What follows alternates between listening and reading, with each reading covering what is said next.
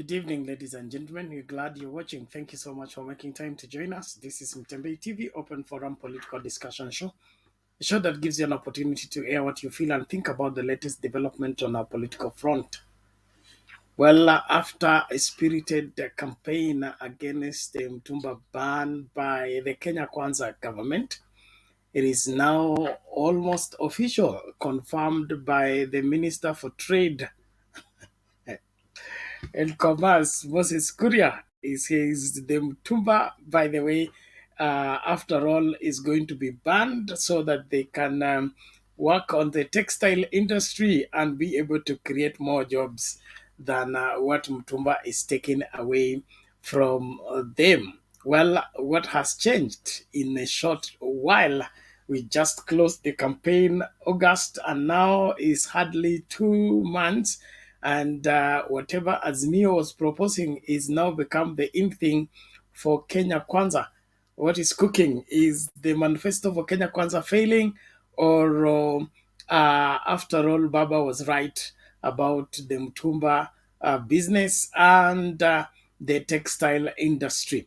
Well, the wildlife and livestock are all under threat by the famine, and so everything needs to be done by everyone involved to see to it that we salvage the situation and be able to move ahead with everyone on board and everything on board. One more thing, Kenyans bottle up their anger against the current regime. The initiative to raise cash from Kenyans in the aspect of helping the famine-stricken people and nation seems to be receiving a cold approach or a cold response from Kenyans. Is it anger, or is it I don't care, or what is cooking? Let's get talking. Thank you so much for making time to join us. I'm so glad that you are able to make time to follow closely and religiously our programming, and we look forward not to disappoint you tonight, even as we proceed with the discussion. We just want to urge Kenyans wherever you are, please let us be wazalendo wa kweli na tutekeleze yaliyo muhimu kuhakikisha kwamba tunalinda kila Mkenya na kila Mkenya ako salama mahala popote anapojipata. Nashukuru tu kila mmoja. Ningependa kuwakumbusha tena wale ambao mnatufuata kwa Facebook and otherwise, tuko na mushkili kiasi na watu wa Facebook, bado tunatatua hayo mambo. Kabla haya yatatulike, tutapatikana kwa YouTube, tutapatikana kwa Twitter na kwa LinkedIn. So kama unatafuta Mtembei TV, basi tutafute katika Twitter, tafuta sisi katika YouTube and then LinkedIn. Facebook imeleta kizaazaa na mpaka tutatue ndio tutapatikana huko. Kwa hivyo kumbusha wale wote ambao wanapenda kipindi hiki na wangependa kukifuata, wakumbushe tu kwamba hatupatikani kwa Facebook kwa sasa hivi. Watufuate kwa YouTube, na wale ambao mngependa kuingia studio, basi hiyo link ya kutumia iko pale katika YouTube. Ukikuja kutokea Facebook itakuwa na kizaazaa. Kwa hivyo hakikisha kwamba unafuata maagizo ndipo ukachangie katika masuala haya. Tunaangazia suala la Mtumba ban as proposed by Minister of Trade. Moses Kuria anasema after all, Azimio was right on the issue of Mtumba. What has changed? If those of you can remember, there was a spirited and all manner of insult and hurling of insult on the Kenya Kwanza on the Azimio campaign, with the proposition of banning Mtumba clothes so that they can safeguard the local industries and be able to create jobs. If you remember, Moses Kuria and team went to Kikomba and declared solidarity with all Mtumba sellers. They even bought underwears from there on camera just to prove that they are from Tumba, and Tumba has to stay because they cannot afford ready-made clothes or factory produced clothes.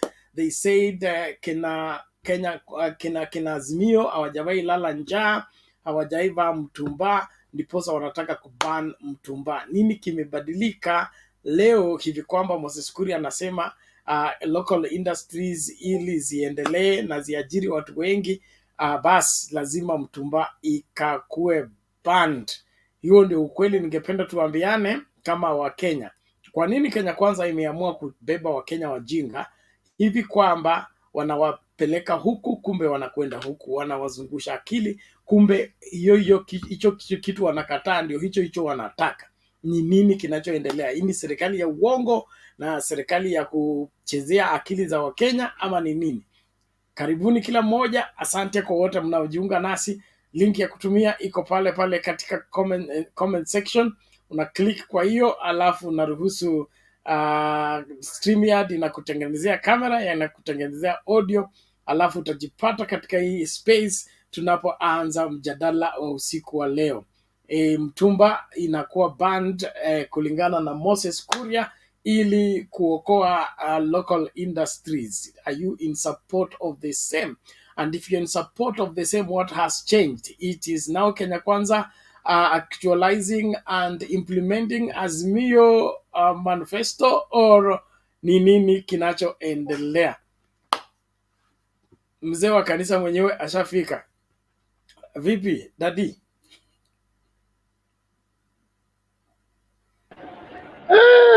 Si jambo kaka. Uko mzima?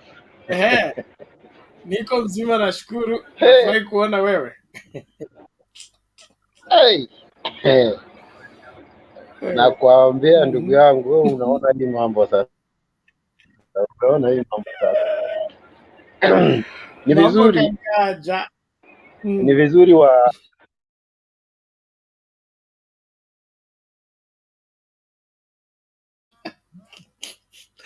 Samahani Kasuti ni kama ametupa nje, tusubiri arudi aendelee na mchango wake. Kuna Emmanuel Olele anasema I have come to realize Raila Odinga is the truthful person, wengine wote waongo. Huyo ni Emmanuel. Trufosa Lai anasema these same people were destroying Baba. Hold on Kasuti, karibu, lakini subiri kidogo nimalize ujumbe wa Trufosa. Anasema these people were destroying Baba with the Mtumba issue.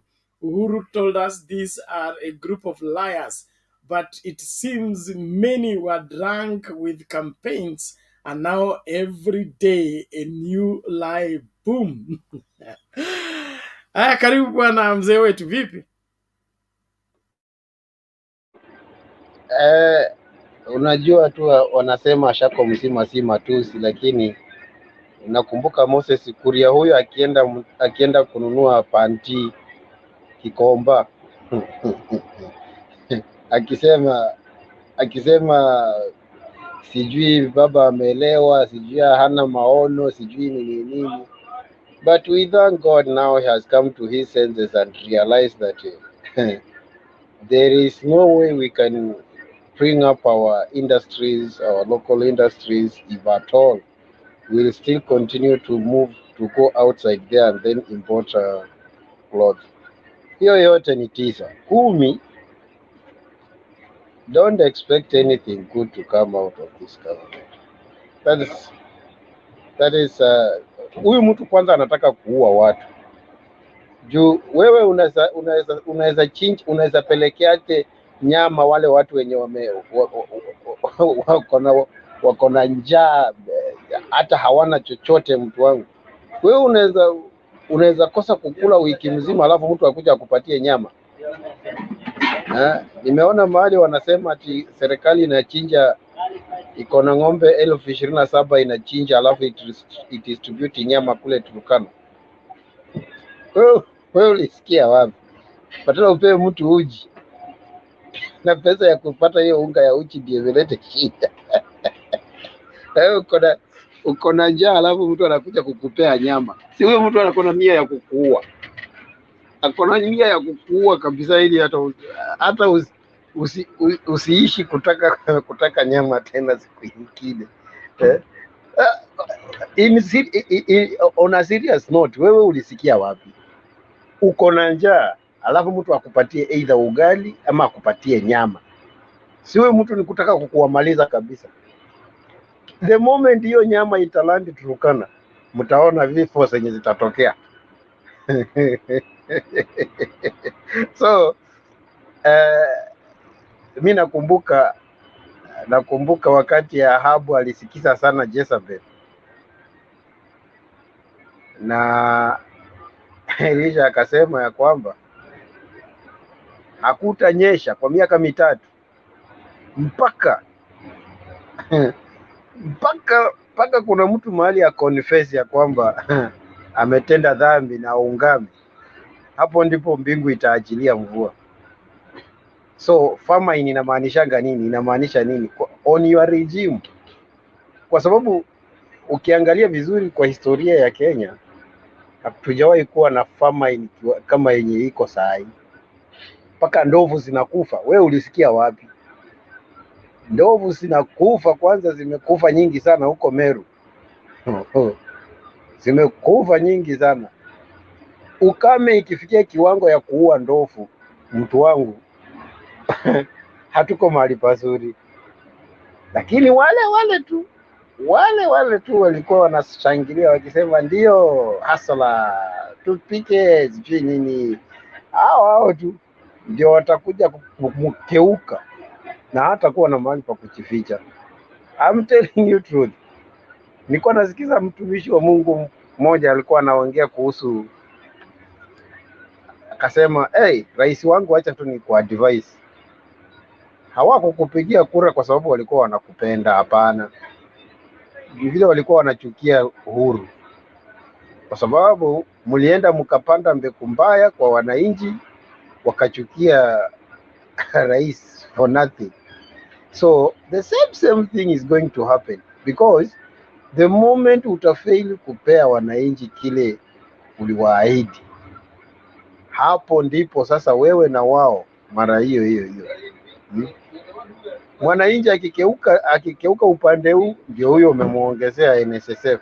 Akikeuka upande huu, ndio huyo NHIF imesonga juu, na hata NHIF yenyewe yenye hata haimsaidi kabisa. Akikeuka upande huu, pay as you earn, KRA ndio hiyo iko kwa mlango. Akikeuka huku sasa, shosho, tukianza kuambia mashosho waende wachukue KRA pin, wewe imagine sasa unaambia shosho ati juu ako na M-Pesa, ako registered to M-Pesa, naye aenda achukue KRA pin. Mtu wangu, na tunalipa ushuru kila siku, machani iko juu, chumvi iko juu, sijui nini, kila kitu iko juu, tunalipa ushuru left and right and center. Alafu sasa unakuja kutuambia sasa unatufuata paka kwa ile ka M-Pesa. By the way, this government is forgetting one thing. The initiator wa M-Pesa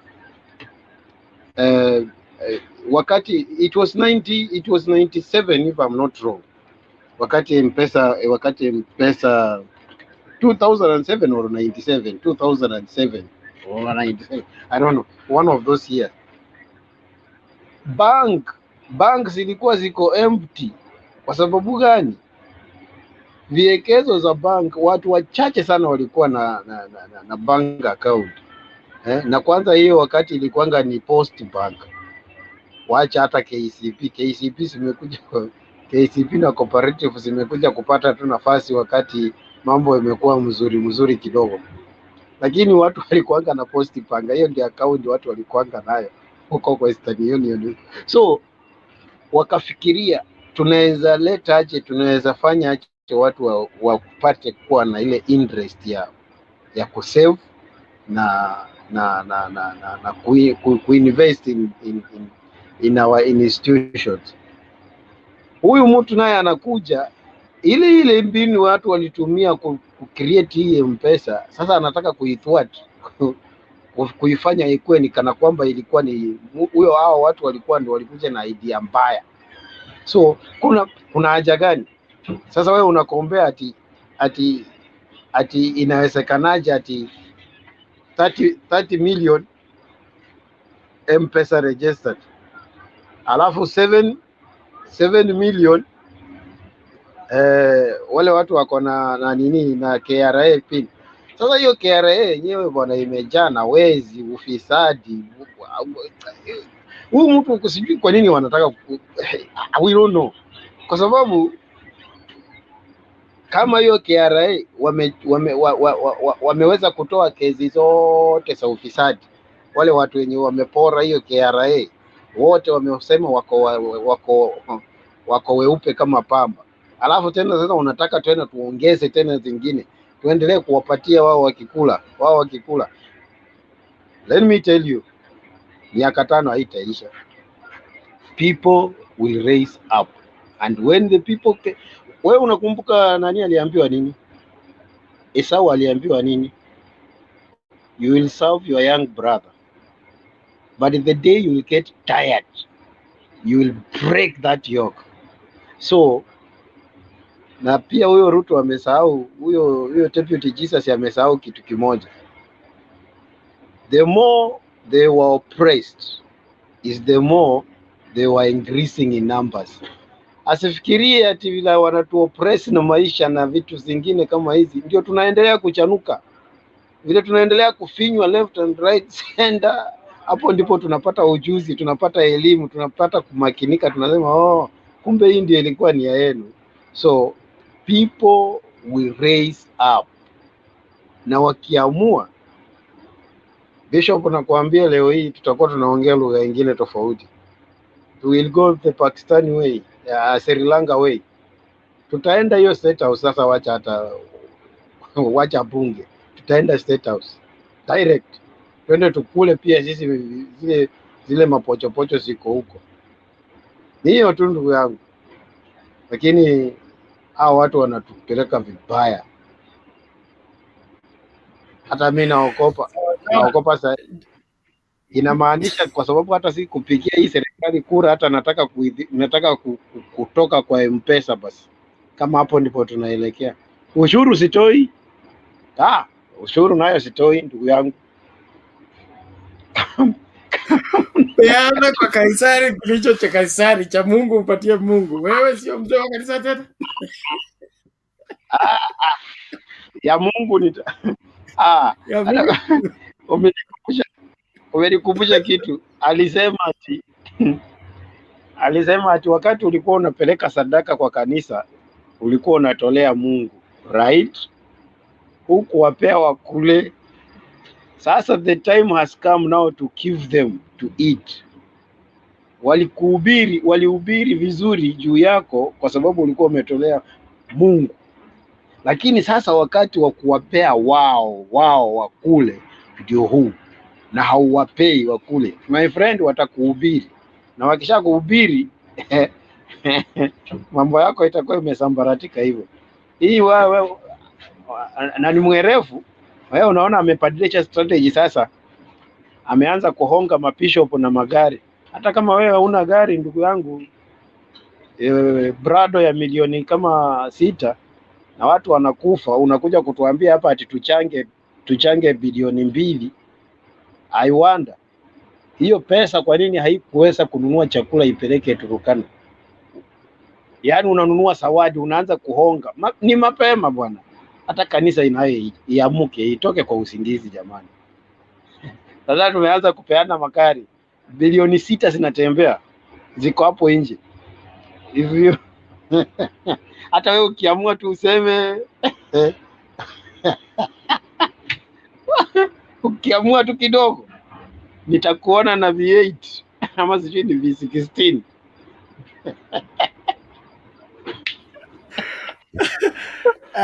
Hata unataka nijipange pia na Hasla Mansion ilihamwa. Sasa tutaenda wapi ndio tuandikishe ndio tuletewe magari?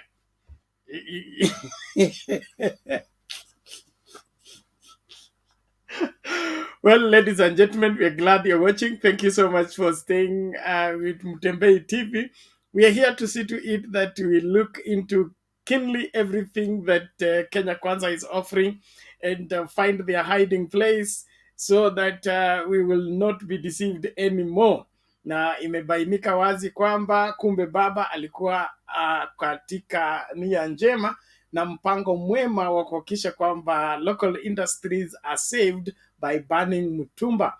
After Moses Kuria and team going to Kikomba to buy underwears to prove that they are Mtumba children and they will raise their children in Mtumba, they will have a Mtumba government and Mtumba is here to stay. Now they have changed tune. They are saying, after all, Mtumba is being banned to save local industries.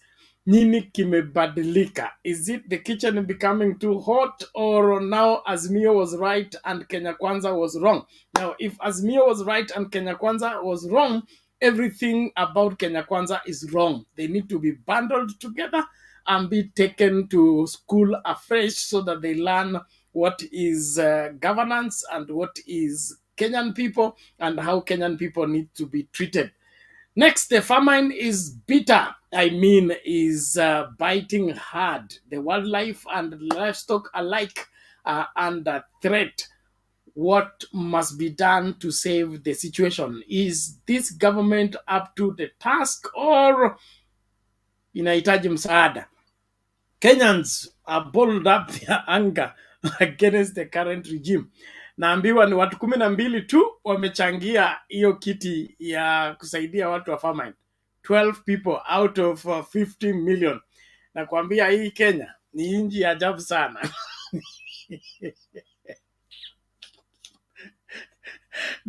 Naomba tucheze video moja ndio rudi kasuti.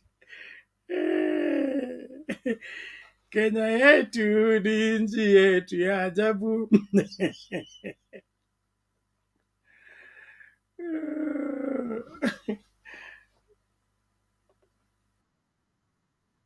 Shilingi milioni 350 kuwezesha wafugaji kuuza mifugo kwenye kiwanda cha nyama cha Kenya Meat Commission ili kuwapunguzia hasara wanayopata kutokana na ukame.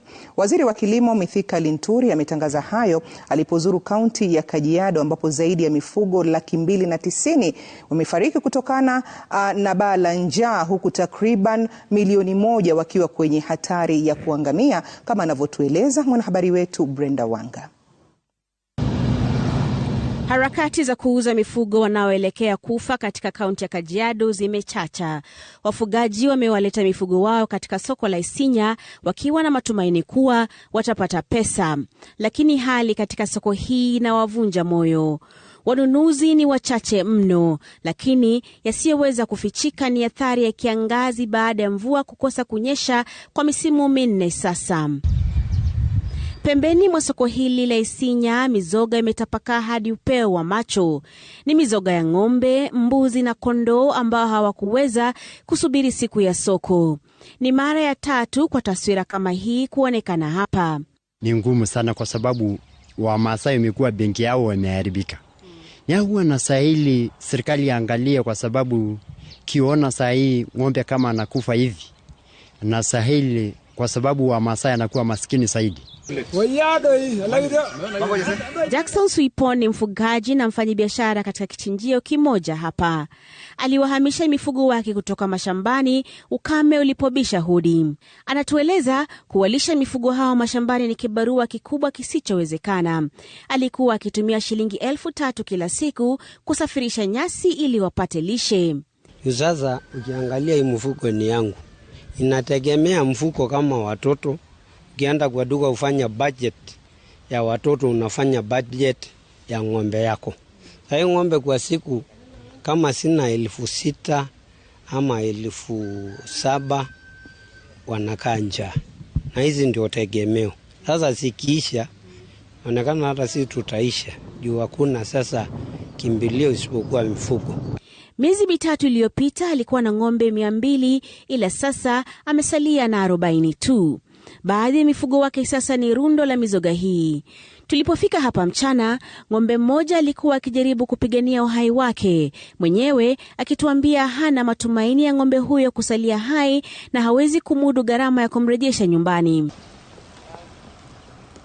Saa 2 baadaye tuliporudi hapa, alikuwa ashaaga dunia. Mamlaka ya kudhibiti ukame inasema katika kaunti ya Kajiado takriban mifugo 1,300 wamekufa kutokana na ukame, huku maelfu wakisubiri hatima hiyo. Wafugaji wamepoteza mabilioni ya pesa. Serikali ya kitaifa na ile ya kaunti zinaweka mikakati ya kudhibiti hali, ikiwemo shilingi milioni 350 za kuwawezesha wafugaji kuuza mifugo wao kwenye kiwanda cha nyama cha serikali.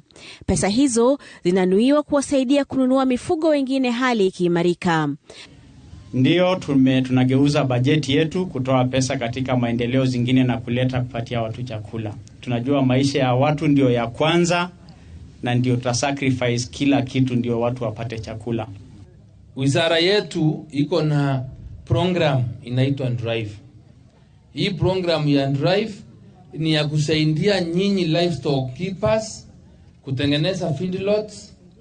Pale mnaweza kuweka mizigo kama hapa, inapewa chakula hapo, inaweza kupata nguvu kabla inunuliwe.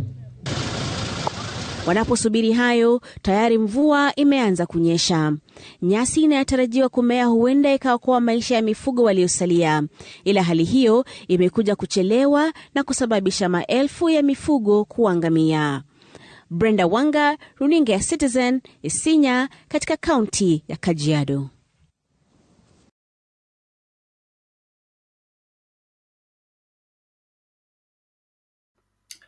A sad state of affairs in this great country where people are charged with the responsibility to save the day, but they are waiting for the 11th hour. That was the Minister for Agriculture talking as if he has just landed from another planet. He has never been in this country. He is going to the market today. And what he's proposing is a feeding area to wait for the cows. For the cows to wait for the day they can be sold. God help this country. Nashukuru wote ambao mko kwa comment section, tafadhali tujitie nguvu. Alex is very angry with that situation. Amesema niende kumnulia ng'ombe. Shida ng'ombe nitabebea wapi? Wao ng'ombe ni wale ambao wamefika 11th hour.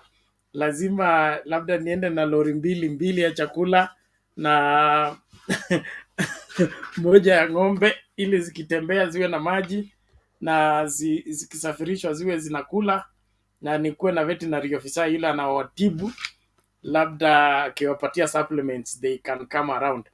All in all, that is how bad things are getting in this country, and we seem to have a clueless government that thinks by appearing and looking like you have gone to assess the situation gives hope to Kenyans. I don't think it does. This is something that would have been mitigated long time ago if they were serious enough. The famine did not start yesterday. This has been going on. So the first day they went into office, they needed to have put up these measures and not the madness they are trying to show us that they are going to buy livestock and make meat and distribute to the hungry people. Not convincing. Yes, Kasuti. Huyo hao wako na nia ya kuua watu wetu. Njaa na nyama sasa inaingilia wapi?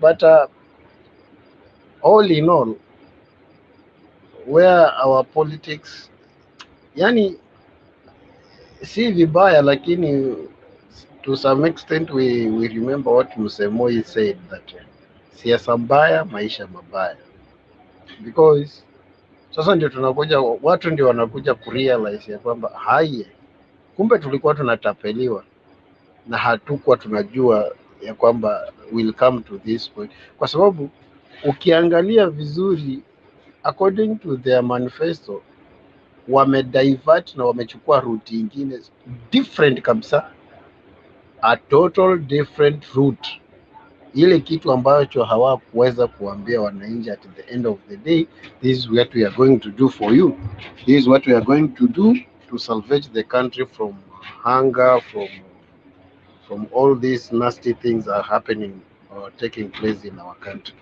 But now kile kitu amefanya ni kwenda tena kuchukua system ya majambasi na kuiweka kwa serikali, whereby unashindwa. Hawa majamba si wenye wamewekwa kwa serikali, hawa kwa cabinet, hawa ndio tunatarajia wakuja waokoe nchi? Sidhani, sina imani kabisa, kwa sababu hakuna ule mtu ako na rekodi nzuri ati record tu nzuri ile unasema huyu at least huyu mtu ako na rekodi ambayo yenye anaweza perform kwa kile mahali ambapo amewekwa. Hao watu wote wamewekwa tu hapo kwa in the name of revenge. See ati to work for Kenyans. Kenyans are going to suffer in the hands of these people, in the hands of these ministers. They are going to suffer a lot. A lot. So in fact, sasa mtu kama huyu wa agriculture huyu sijui wa huyu Mithika Linturi huyu, unajua nini? North Imenti or North Imenti, mali hiyo Kempak iko ya Meru ni kwake, anatoka Imenti huyo mtu huyu, to an extent ya kwamba ndovu sinakufa kwake yeye, anafanya vile ako mzuri sana, amekimbia sijui wapi, So kwanza, why don't you do something in your own town or in your home, ndio tuone ya kwamba kweli uko na nia nzuri ya kufanya nini, ya kusaidia ama ya kuokoa hii nchi. Kwako kwenyewe ni kubaya kuliko hata kule kwingine kote, alafu sasa wewe unakimbia hivyo tu. Unaona vile wanarandaranda tu, kosi hata hawajui waanzie wapi wamalizie wapi, kwa sababu wameenda wakachukua tokens zenye ambazo hawana clue, hawana idea, hawakuwa na ufahamu wowote. And then to make it matter worse, these people were not ready with the government. They were not ready.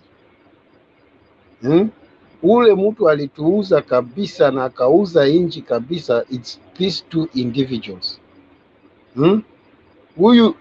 Huyu anaitwa sijui, hata tunaharibu hiyo jina hata hafai kuitwa hiyo jina, angeitwa tu jina ingine sijui Kadhambi ama Karambu, lakini hiyo jina ya mother atolewe kabisa. Hiyo hata haimfai forever.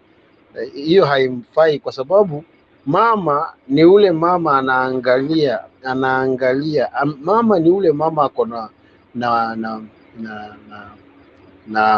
na hekima kama Abigail alikuwa mama ya bibi ya masikini fulani pale, alikuwa anakaa karibu na nyumba ya Daudi mfalme. Alafu sijui kuliendaje, mifuko zake zikachanganya na za Daudi, sijui kukaendaje. Alafu sasa Daudi akaenda kuongea vibaya. Alafu huyo mzee, kwa sababu ni mifuko alikuwa ameinherit, si uliona alijibu vibaya Daudi kwa sababu ni mfalme. Ilimkarimu Abigail kwenda kutuliza mfalme na kumwambia kwamba msamehe huyu mume wangu. Yani ameongea pasipo kujua, pasipo ufahamu. Mama ni ule mtu ako na hekima ya hali ya juu. Jina mother is not a name that unaichukulia tu, you take it for granted. Ukiona mtu anaitwa mother, you can see who is Mother Teresa. Sijui mother, sijui who.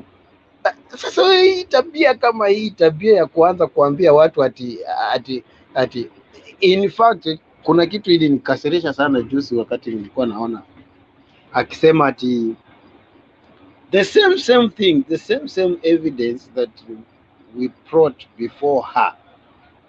Hizo ndizo anasema ati IEBC going forward wanafaa kufanya A, B, C, D. All those irregularities that we brought before her and then she dismissed all of them are the same irregularities ambazo sasa anakuja kusema ati ana device lazima sifanye nini, zishughulikiwe. So ukiona huyu ni mtu anafaa kupewa ile hadhi ya mama kweli? Hapana, huyu hafai kabisa. Hiyo jina tunamuita tu Karambu. Karambu unajua ni jina mbaya sana ya huko, jina mbaya, tutamuita Karambu. Okay. So kile kitu kinafaa pale, huyu mzee wetu huyu Mithika Linturi, huyu anaitwa Mithika Linturi, kwanza ashughulikie imenti, ndovu siweze kukufa, kwa sababu pale huko imenti ndio tuko na kama unasikia tuko na Lewa Down is a ranch, na tuko na kisima Kisima pia is a farm, ni kubwa sana. Hao watu wako na maji enough na wako na chakula enough. Huyu mtu ni mtu anatoka maeneo ambayo yako very rich, ni watu wako na nini nyingi sana huko, ranches ni nyingi sana huko, na watu wanafuka, ng'ombe zinakula day and night, mifuko zao zimenona kuliko. Alafu sasa wewe jirani fence tu ndio inapakana hapa, patala hata useme hii shamba hii ranji hii extend, hata hii bomba za maji zikafikie ndofu huku, kwa sababu mito zimekauka, zifikie wildlife huku ndani. Idea kama hiyo, at least hata kama unaonekana uwezo ukafanya kitu, but kuongea with the neighboring ranches zenye zimesurround hiyo area, they can supply water, and then wildlife nini, wanyama wetu wakose kukufa, wapate maji ya kukunywa na wapate maji nini, at least chakula. Lakini mtu hana hii idea kabisa. Alafu mnatuambia huyu ni minister wa kilimo, sijui wa kilimo, atalima aje huyu sasa? Kama uwezo ukaona kitu na uangalie, uassess the environment, uangalie the neighboring, ni nini kiko within, naweza kujisaidia na nini.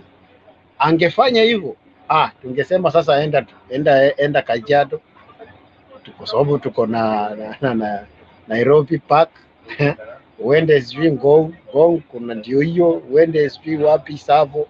Ungeangalia at least tungeona huyu mtu wako anajaribu, lakini wamepea wa majangili tu, kazi ni kula. So wache waanguke, sisi tunawaangalia. Na nyinyi wenye mnaongea na baba, mwambie baba afunge mdomo, hatutaki aongee. Akiongea anatuudhi, kwa sababu don't advise your enemy, kwa sababu wakati unafungua mdomo anaangalia makosa, anarekebisha hiyo makosa. Waacha wafanye mistake zao, and then when the right time comes, baba utatokelezea, utakuja, and then utakuja kusave the day. Lakini saa hii ukianza kujibisana na huyu mtu anaitwa sijui Kasiako ama sijui Kasiaka, nilimsikia kamuita sijui wa Kasiaka ama sijui wa so it's not even his equal bwana. So aachane na wao, wacha wafanye vile wanavyofanya. Hii basi waipikisha kwa ukuta, si tutaenda kuiokoa, tuweke miguu mpya na gari ingie kwa barabara. But this government has nothing good to offer to the Kenyans. Hata wale walikuwa wanaimba wakiruka, sasa wamekeukwa, wamerukwa futi 100 kabisa. Wale walikuwa wanangojea pesa za bure za Hazola, waliwaambia mtakoja sana, hakuna pesa ya bure ya serikali, utalipa my friend. Mtu ametumia 300 billion for the campaign, presidential campaign, alafu unamwambia kwa timetable yake, kwa mesa yake ya kitu cha kwanza ni the way anaenda kurudisha hizo pesa alitumia kwa campaign. Zile pesa mlikuwa mnakula huko Karen, kwani mlikuwa mnafikiria zinatoka wapi? Mnafikiria zitarudishwa namna gani? Zile pesa walitumia kununua wabunge, kufuliza wabunge. Unajua walifuliza wabunge wale angry wale wabunge wa njaa walitumiwa kufulizwa, wakafulizwa. Kwani unafikiria karibu milioni ngapi kila mtu ndio akuwe fuliza ati to join Kenya Kwanza, because wacha tu ukweli useme, there is no way Kenya Kwanza ingelikuwa majority in the parliament pasipo kufuliza. Wanakeuka sheria za bunge, wamekeuka sheria za vyama, wamekeuka kila kitu ili tu mradi wafulize wabunge ndio waonekana ati wako na wabunge. Na hao wenye walikuwa fuliza ati wakajoin upande ule mwingine, hao watu hata kwanza inafaa watu wananchi kila mwananchi kila mbunge aliyechakuliwa kwa hiyo in the name of Azimio na akakuwa fuliza ati akaingia Kenya Kwanza, na za device hao wananchi wakanga wa recall huyo MP wao, wa recall yeye. Sisi tulikuchakua na hii tulikuwa tunajua with or without. Sasa inakuanje wewe unafika huko juu unaangalia tumbo yako alafu unatusaliti? Unajua hao wote wamesaliti watu wao. Si walijua si kulikuwa na competitors wao, kwa nini hawakuwachakua? Alafu wewe watu wakuchakue, alafu unafika huko sijui walikuwa fuliza ati kwa choo ama sijui wapi.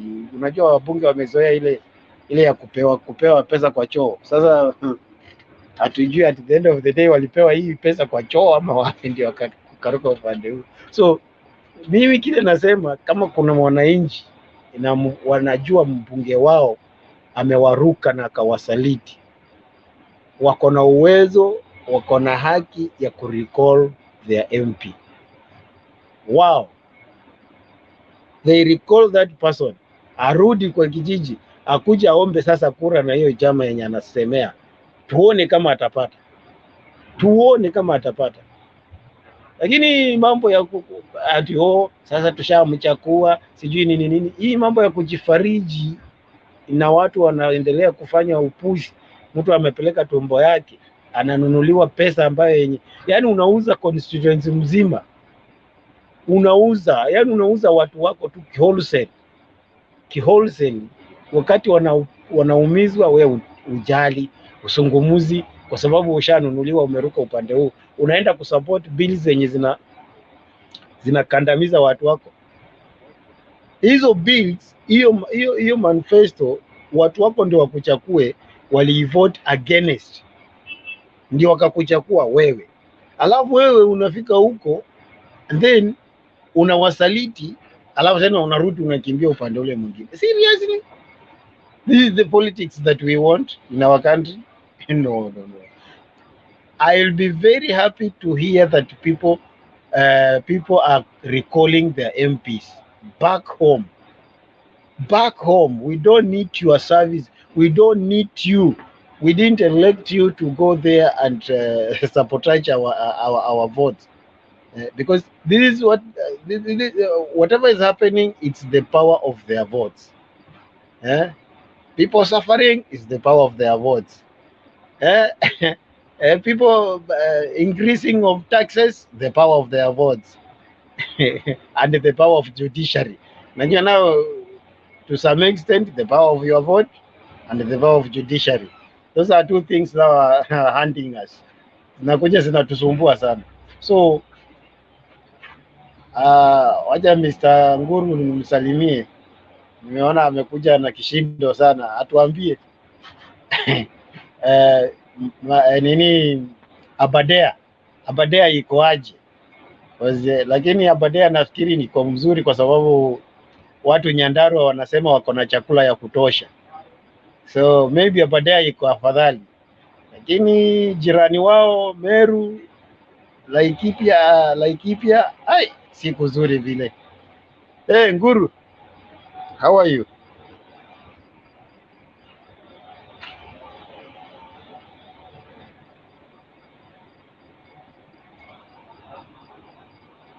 So Bernard, back to you. Okay, thank you Bwana Kasuti, we appreciate that, na tutaendelea kuchambua. Kazi yetu ni kufungua macho wa Kenya waelewe ni nini ambacho walikubali kukiongoza, alafu waanze kujihadhari. Unaweza peana mamlaka kwa mtu alafu baadaye ukagundua kwamba haya mamlaka haikukuwa ana nia njema nayo, kwa hivyo lazima kujitetea ama kujilinda. But the most important thing is, as the Kenyan people, we must not allow ourselves to bend on this particular regime, because that is what they want. Wanataka Wakenya wafikishwe mahali ambapo wanasema what can we do. Tushapeana kiti, kiti kimechukuliwa na kimechukuliwa kwa miaka 5. Hiyo ndio sitaki Mkenya yeyote akubali mambo kama hayo. Kiti kinapeanwa kwa miaka 5, lakini kinaweza kuwa interrupted anytime if there is no delivery from the people who have been given that mandate. And that is why we should in the near future begin to call either for snap election. Hao watu wanaenda kuchukua mlungula wakisema eti walipata wako na 5 years ya kulipa loan. We need to interrupt them either by recalling them, or we now go to the street and demand for a snap election. Let's have a snap election, because the MPs are no longer representing our views. They are not defending our rights. We don't have any business having them in parliament if they are not our representative. They are pushing their own agenda other than our own agenda. And so we have every reason to dismiss them so that we have a new election and then get members of parliament who are going to represent us and be able to defend our views. On the other hand, what has changed in terms of now Mtumba being banned? Okay, Moses Kuria needs to first of all apologize to Baba, apologize to Azimio, apologize to the whole country, okay, for lying. Then thereafter, he can now begin to talk to us about how he plans to ban Mtumba. But he cannot just turn around the other, 180 degrees and begin to talk about banning Mtumba when he insulted an old man, a mature, seasoned, respected worldwide politician, when he made the suggestion of banning Mtumba for the sake of saving the local industries. How can he just turn around and now say he's going to ban the Mtumba before he apologizes for misleading Kenyans and making Kenyans support them in their folly?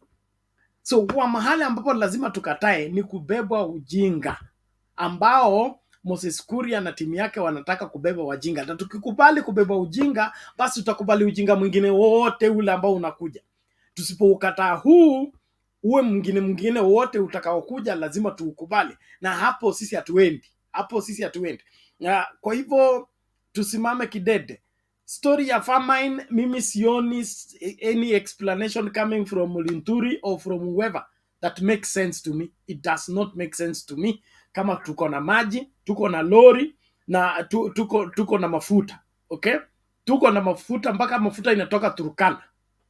Alafu mnaniambia Turkana haiwezi pata maji, mnangoja misoga ya ng'ombe sikufe mkaushe muwapelekee. That's an insult. We will not take that. Let Kenyans wake up and realize hii ujinga lazima ikomeshwe. Tunahitaji watu wenye akili. Kuna makosa tukiruhusu akili ndogo kutawala akili kubwa. Akili ndogo ikitawala akili kubwa, ni akili kubwa inapata uchungu kila siku. Hatuwezi kubali. So either there is a serious policy coming from that cabinet, or if the cabinet is made of semi-literate people, wote wakusanywe warudishwe shule. Sisi tunahitaji suluhisho kwa matatizo ya Wakenya. Sio hizi sarakasi wanaanza kututreat nazo. Mara saidia hapa, mara hii na hii. We need way out, not these games. So before Moses Kuria apologizes to Kenyans and apologizes to Baba, we are not in any way entertaining his madness of trying to say he's now going to ban Mtumba. We will now support Mtumba will remain until Moses Kuria apologizes to Kenyans, apologizes to Baba, and apologizes to the Azimio team for castigating them for the same thing he wants now to implement. Okay, tutacheza video moja alafu tulete dunia ina mambo.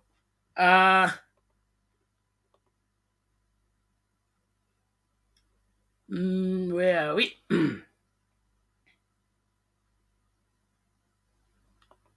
Okay, let's get this running.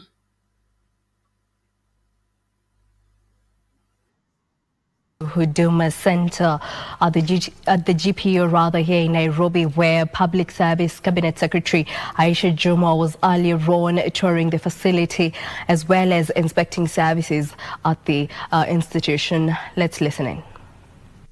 Revamped training program on Huduma, Kenya standards and customer service excellence to capacitate staff with the required skills to serve customers better.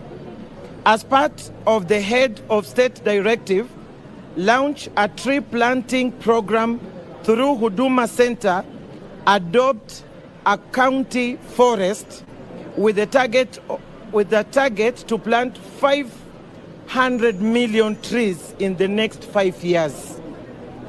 And going forward, the ministry will expand Huduma Kenya Service Delivery Program to ensure no Kenyan is left behind in accessing public services. The ministry will continue to find innovative ways to bring services closer to the people, especially through adoption of technology in conformity to Kenya Kwanza Manifesto on digital services. Thank you. Question. Yeah, kama mbili tatu hivi. With the high cost of living, any plans to review the salaries for civil servants?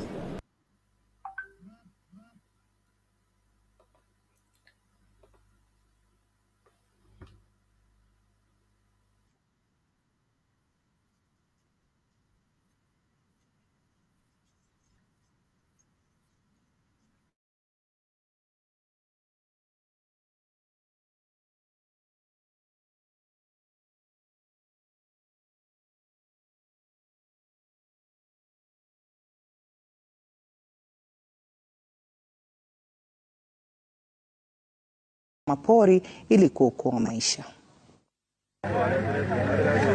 Taswira katika kijiji cha Njoroiboro viungani mwa msitu wa Imenti, kaunti ya Meru. Maafisa hawa kutoka shirika la wanyamapori nchini wakijizatiti kumtibu ndovu huyu alianguka Jumatatu kufuatia makali ya njaa na kiu.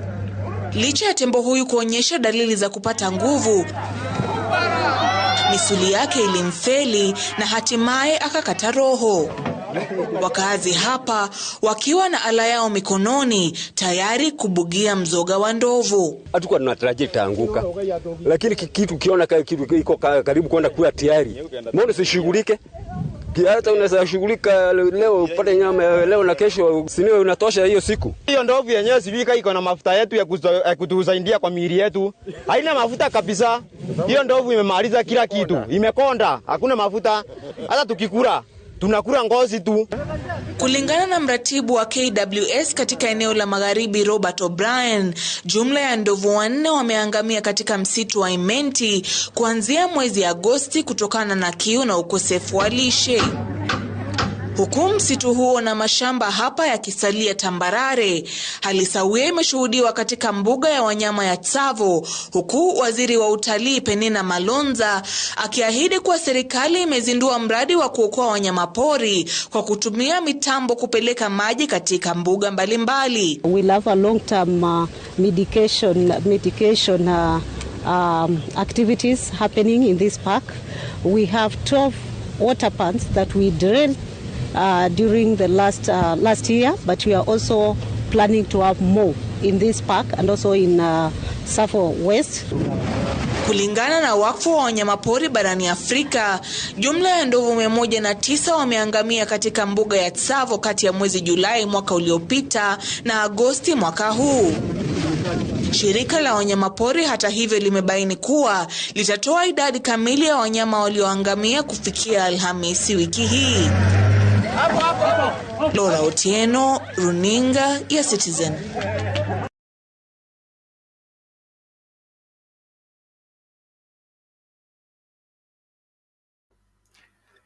Okay, mambo ni kama hayo. Kiangazi kinaendelea kuleta hasara katika nchi na wahusika wanakaa kana kwamba hawana habari ya cha kufanya ili kusaidia hiyo maswala. Naomba tu Wakenya wote wajisatiti kuwa makini na kuhakikisha kwamba they don't give any breathing space to this government, especially when they look like they are lost. They need to be providing answers. Nimeona hapo minister wa public works, is it public works or public servant? Anakwepa maswali anataka kuchagua mtihani badala yeye kukubali kupewa mtihani. Hiyo ndio cabinet mko nayo, sijui kama mtakwenda nayo mpaka wapi. Cha muhimu wa Kenya lazima tujistatiti. Kuna mtu ameuliza hapa, anaitwa nani huyu? Let me see if I can get him. GFHGG anauliza, Bernard, do you think Kuria can apologize to Baba? He has to. He has to. He must tell us what has changed. If you heard what he said, I'll get the clip of what they said when they were in Kikomba. If whatever they said in Kikomba meant anything, Kenyans cannot accept their change of tune sitting down. That will not work. We either throw away this country, forget about it, tuende kujoin nchi zingine, tuendelee na maisha. Lakini kama tunataka hii nchi ibaki kama nchi, lazima hawa viongozi wawajibike. Kiongozi akisema hiki kitu ni kibaya, alafu ageuke aseme ni kizuri, atuambie nini kimebadili. Aidha malaika Gabriel amemtokea usiku, ama ameota, ama malaika wamemtokea wakamsomea. He should tell us what changed. If not, we will not be doing well letting them off the hook when they need to be giving credible explanation on why things have changed and why things can't be the way they have always been. I want to appreciate everybody as we continue inviting each other into the discourse. Please note that we are not able to directly stream on Facebook as at now until that is addressed. Remind all our Facebook followers that they can get the broadcast on YouTube and Twitter and then LinkedIn. Those are the new avenues where we have extended our broadcast on Twitter and LinkedIn. Facebook is no longer working with us for now. Until that is addressed, let everybody follow the broadcast through YouTube, through Twitter, and LinkedIn. Thank you, everyone. So let's not play around with people who are given to change. People who want to change without explanation in between. We must have a people. We must have a country that has some values, some truth that needs to be. It's called what? The minimal. We can't take some things. There has to be some minimal level where we can stoop. We can't stoop to that low level whereby anything goes. That will not be a country. That will not be a people. And that is not the future we want to give to our children's children. There has to be some values where we say, ikifika hapa, we don't apologize. Ikifika hapa, we don't change. So let the people who have changed their mind about Mtumba cloth explain to Kenyans what has changed, not to take Kenyans for a ride. Thank you. I'll be sharing the link in a short while. Dunia ina mambo vipi lakini?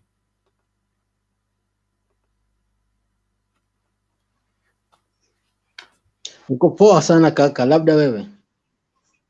Niko salama. Umeamua kuficha sura kama opposition leader pia? Hapana, tufichi sura, ni vile tu nimeweka tu nini chini, simu chini kidogo. Sawa sawa, ongelesha wa Kenya. Kitu nataka kuambia wa Kenya, ujue wale tulichagua hapa ni wanafiki. Wanafiki aliajiri.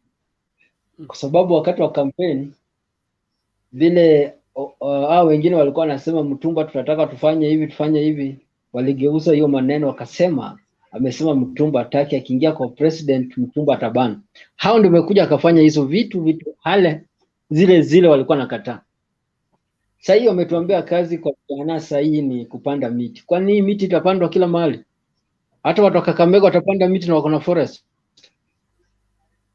Hii miti itapandwa kila mahali kwa sababu sasa kila minister ambao wamechaguliwa akiongea panda miti. Haya ndio huyu nani Asa Juma anaongea mambo ya Huduma Center tena panda miti. Huduma Center ni kutolea watu birth certificate na ID haraka. Sasa tunaenda kupanda miti kwa Huduma Center.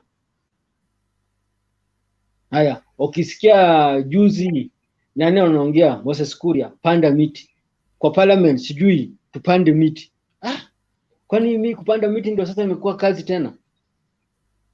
Hii miti utapandwa, ni wewe unalipwa kwa hii miti kila siku kumwagia maji, wewe utakuwa aje? Ukisapanda unaenda zako ni aje?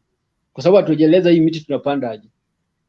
Kama itakuwa namwagia maji paki ikue kubwa ni sawa. Kama utakuwa kila siku unalipwa 500 kumwagia kuwekea maji hiyo miti yako umepanda ni sawa, kwa sababu huwezi panda miti na ulipi kwa hiyo kupanda hiyo miti.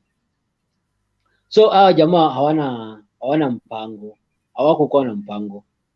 Hawa walikuwa na mdomo, na sasa bila wamechukua serikali wameshindwa kufanya nini? Sasa wanaepa huko na huko. So jamaa ameona wild animal ni mzuri sana kuliko binadamu. Wanyama wa pori ni muhimu sana kuliko afya ya binadamu, kuliko wanyama ya binadamu. Wameenda kutibu ndovu, wajaenda hata kutibu mang'ombe ambao ilikuwa nakufa Kajiado, hata kununua tu wachinje watu wakule. Wajaenda hata kuangalia wale ambao wanakufa na njaa, alafu unaenda kutibu mnyama ambao iko msituni, ambao hata kikufa hatuwezi kula. Kazi hiyo mnyama faida anatupea tu ni wazungu kuja kuona. Wazungu akikosa kuja kuona hakuna faida, ni hasara kwetu. Unaenda kutibu kwa sababu wazungu ndio wanakuja kuangalia. So baada ya kutibu wale ambao wanakufa na njaa utaki, baada ya kusaidia wale ambao wanauza paka ng'ombe yake 500, mbuzi 50, wao umechukua majeshi wote wale forest jeshi wale kuchunga wanyama, wanaenda kutibu mnyama mmoja ndovu.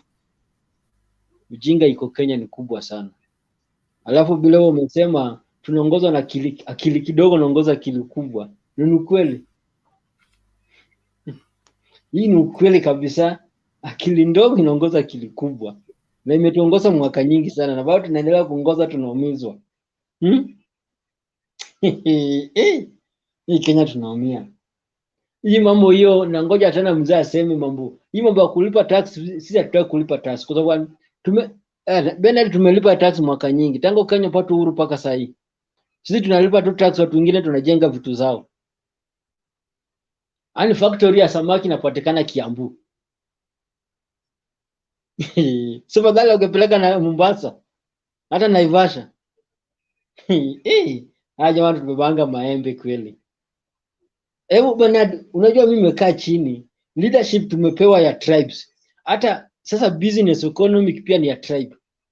Bernard, hebu niambie vitu ambao wanatoka, nikisema Western Kenya, sisemi Western peke yake ya upande wa Waluya peke yake. Western na means Nyanza mzima na Western. Angalia kampuni nyingi zinatoka area hizo. Na hizo kampuni zote imekufa. Bernard, siku hizi unajua hata pamba kuna. Pamba yenyewe hakuna. Na pamba ndio ilikuwa ni cash crop huko kubwa sana. Waliua. Webuye pepper imekufa. Kampuni zote ya sukari zinatoka wapi? Zote 5 zimekufa. Moroni is the first one. Kenya ipata uhuru 1962. Iko na mashine ambayo iliacha na wazungu. Paka sasa ndio natumia hiyo mashine. Watu badala ya kuamsha kampuni zimekufa, wanaacha kufa kwa sababu itoki area zao. Ndio maana nakwambia tunapigwa biashara ya biashara tunapigwa pia ya tribe. Bernard, wewe umeshaona maua ikitoka nchi nyingine ingie Kenya? Wewe umeshaona tea coffee ikitoka nchi nyingine ingie Kenya? Maziwa walizuia, hata ya jirani ya Uganda walizuia zao ndio uzwe. Mayai wewe utaletea paka samaki ya China, unaletea sukari paka Mexico. Wanaambia ni cheap. Kwani hiyo ndege inatumia maji kikuja Kenya? Hata kama ni cheap, oni ya anko yako ndio naleta bure. Bernard, kuna mchezo unachezewa hapa. Michezo ingine tena. Ukienda nchi yoyote ambao a foreigner anafanya kazi, huyo a foreigner analipa tax mara 2. Kuna ile tax ya biashara anafanya na kuna ile pesa analipanga yeye kwa family, hiyo family yako nayo. Si ni anafanya kazi kwa hiyo family, nisema kuna watoto nini, kuna pesa anatoa kama head of family hiyo analipa. Kenya hapa maforeigner wanalipanga hizo tax kweli? Walipi? Wewe enda Amerika huko utalipa tax ya business, bado utalipa tax ya kukua kwa hiyo nchi. Kenya hapa maforeigner ngapi wajaa hapo, majirani wanakuwa udosi usiku na mchana, nyinyi wako maskini. Hebu wewe niambie wakimbizi gani wakonga bilionea kwa nchi? Kwanza very soon ikifika 2025 hapa Isili itakuwa na kila gate ya Somalia, kwa sababu nyinyi umeuza kila mahali, kila mabuilding wanajenga huko itakuwa na gate. Ukikuja na Njogoo Road kuna gate yao, ukienda na Mother Teresa pale Juja Road kuna gate, huwezi ingia kwa sababu sasa imekuwa estates zao. Mimi siona nchi ambao wa foreigner anakuwa mdosi kuliko wananchi. Hata USA angalia, ambao ma foreigner wanakimbia huko wengi. Kenya hapo ndo nafanyika. Kenya hapo ndo nafanyika. Hakuna tax wanalipa kwa kila mtu. Hiyo tax kwanza inatakikana walipe kila wale wanafanya kazi, wale wafanya wanafanya kazi walipe tax mbili ya biashara, ile ya family yetu. Ndio sisi pia hata watu wetu kidhulumiwa huko tunawalipia huko. Sasa hizo zote hakuna. Biashara sasa wewe unaambia watu walipe tax, wanalipa tax nini na wana kazi?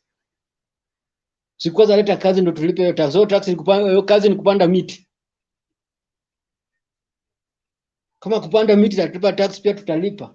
Na hii mambo mzaa sikumia sana. Hii mambo ya kulipa tax mimi kwanza nimechoka. Kila mtu agegawia Kenya yake aende na zake bwana.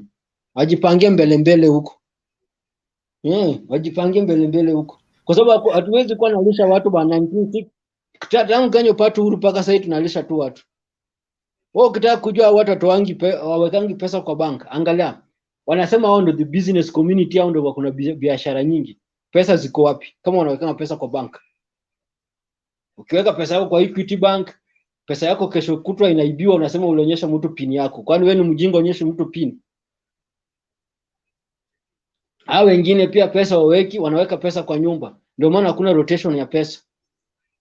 Mtu iko na kampuni kama 3, moja peke yake ndio iko na jina analipanga KRA.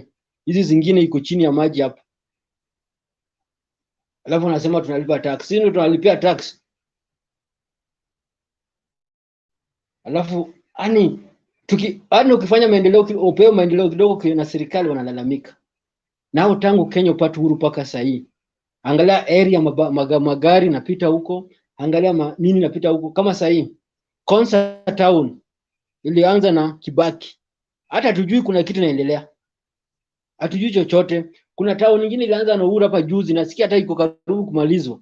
Hii iko Kiambu, hii area Kiambu, kama unaenda Kiambu Nairobi to Kiambu.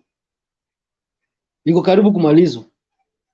Na concert hatujui kama inaendelea, iendelee hatujui. Mwaka naenda mbele na rudi, hatujui kama kwanza kuna hata nyumba hapo, hata hatujui nini. Ni mtaro wanachimbanga kila siku, unaonyesha mtaro. Kwani hiyo mtaro nini napita huko? Tafadhali wacha kubembelezana. Hizi tax wale ambao wanalipa tax, hata siku hizi hata sisi pia tumechoka kulipa tax. Kama tuwezi enda waona maendeleo area yetu, hakuna tax. Na hakuna kubembelezana. Hakuna kubembelezana hapa. Kila mtu agawie Kenya zake, aende pale naenda. Uwezi kuwa unaenda kutibu wanyama pori na watu nakufa na njaa, mtu nauza ng'ombe ya 30,000, 50,000, mtu nauza 500. Alafu wewe umechukua majeshi wengi wanaenda kutiba ndovu moja. Paka unaongezea ndovu maji. Kumbafu. Kenya hii Kenya. Wacha niwaachie hapo bwana. Sawa, asante Dunia Ina Mambo, tunashukuru kwa mchango wako na maoni yako. Hii ni channel ya Wakenya kutoa yaliyoko rohoni mwao kulingana na serikali yao na siasa zetu. Hiyo ndio sababu ya kuwa na kipindi kama hiki, na kuna wale ambao wanahofia kwamba sisi tuko hapa kuincite the public. We have not incited the drought. The drought is here. We have not incited animals to die. They are dying. We have not incited the cost of living to go high. It has gone high. There is no incitement required in Kenya. What the government is doing is more an incitement than anyone else. So bwana fulani huyu anaitwa nani huyu, na hofu huyu anakaa kama representative wa serikali hapa. Sikiliza, njia ya pekee, anaitwa Charles Ogwaru. Njia ya pekee ya kusaidia serikali hii ni kuiambia ukweli, na ukweli ni kwamba Wakenya wana hasira. Wakenya wana hasira, kwa sababu serikali imeonyesha kwamba haiwajali, na serikali hii inataka kufanya vile inayotaka. Inataka kutekeleza yale yanayopenda kutekeleza, sio kulinda maisha ya Wakenya na sio ku make life better for Kenyans. And because of that, Kenyans need to get angry enough to do something about it. That is why we are here, giving Kenyans an opportunity to air what they feel and think about the whole situation.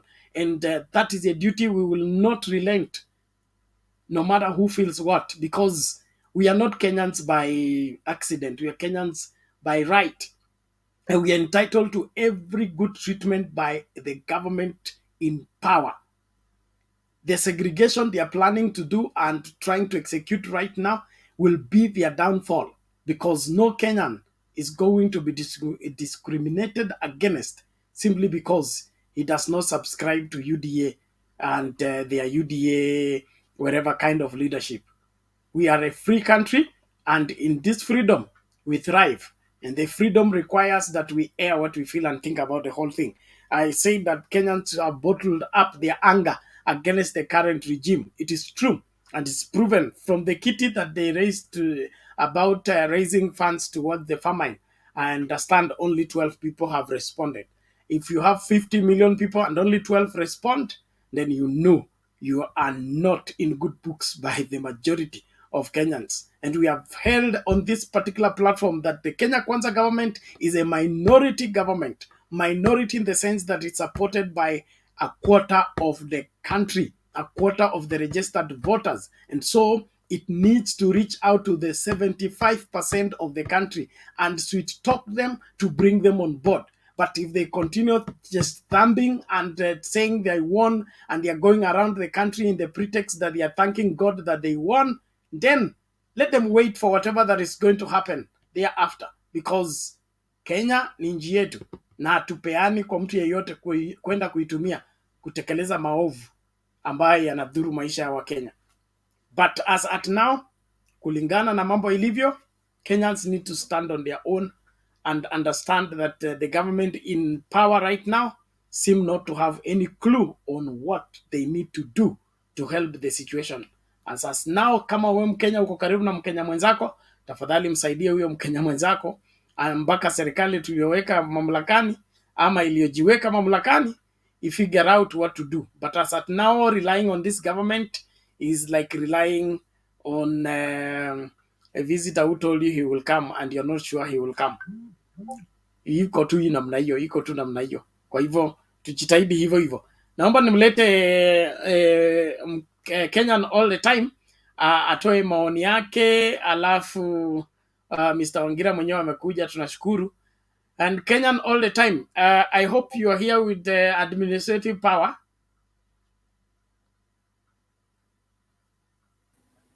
No, I don't have administrative power. Hata kama nitakuja maybe after 1 or so hours. Sahi niko occupied kidogo. Nimekuja tu contribute, but after 1.5 hours I can come back. So if you'll be able to hold for 1.5 hours, I will be back. That's the challenge I have. I can only be here for another 1 hour or so. So fine for me. Who is he? Francis, so that we don't need to end the show. I have the Escape the Era of Error show tomorrow morning. So because of that, I can't stay late. It will be a tall order for me to stay late and be able to run the show all day. I want to be here longer than I want to see my great-grandchildren and be able to hand them over to a country that I believed in, struggled for, and brought into existence. So just hold on. After this advert, you come in immediately. Kuanzia Jumatano hii na kila Jumatano, Triumphant Bible Media inakuletea Escape the Era of Error. The Era of Error. The Era of Error. Escape the Era of Error. It may sound like a tongue twister. God is never in the noise, and he does not compete with the noise. Critical subject. In our day, it is not called syncretism as it were. It is called interfaith. Well, this is our online Bible summit where we given to see to it that you establish your understanding of the truth so that you'll be able to escape the kind of falsehood that is being cultivated, embraced. Sasa usikose mafundisho haya ya Escape the Era ukiwa naye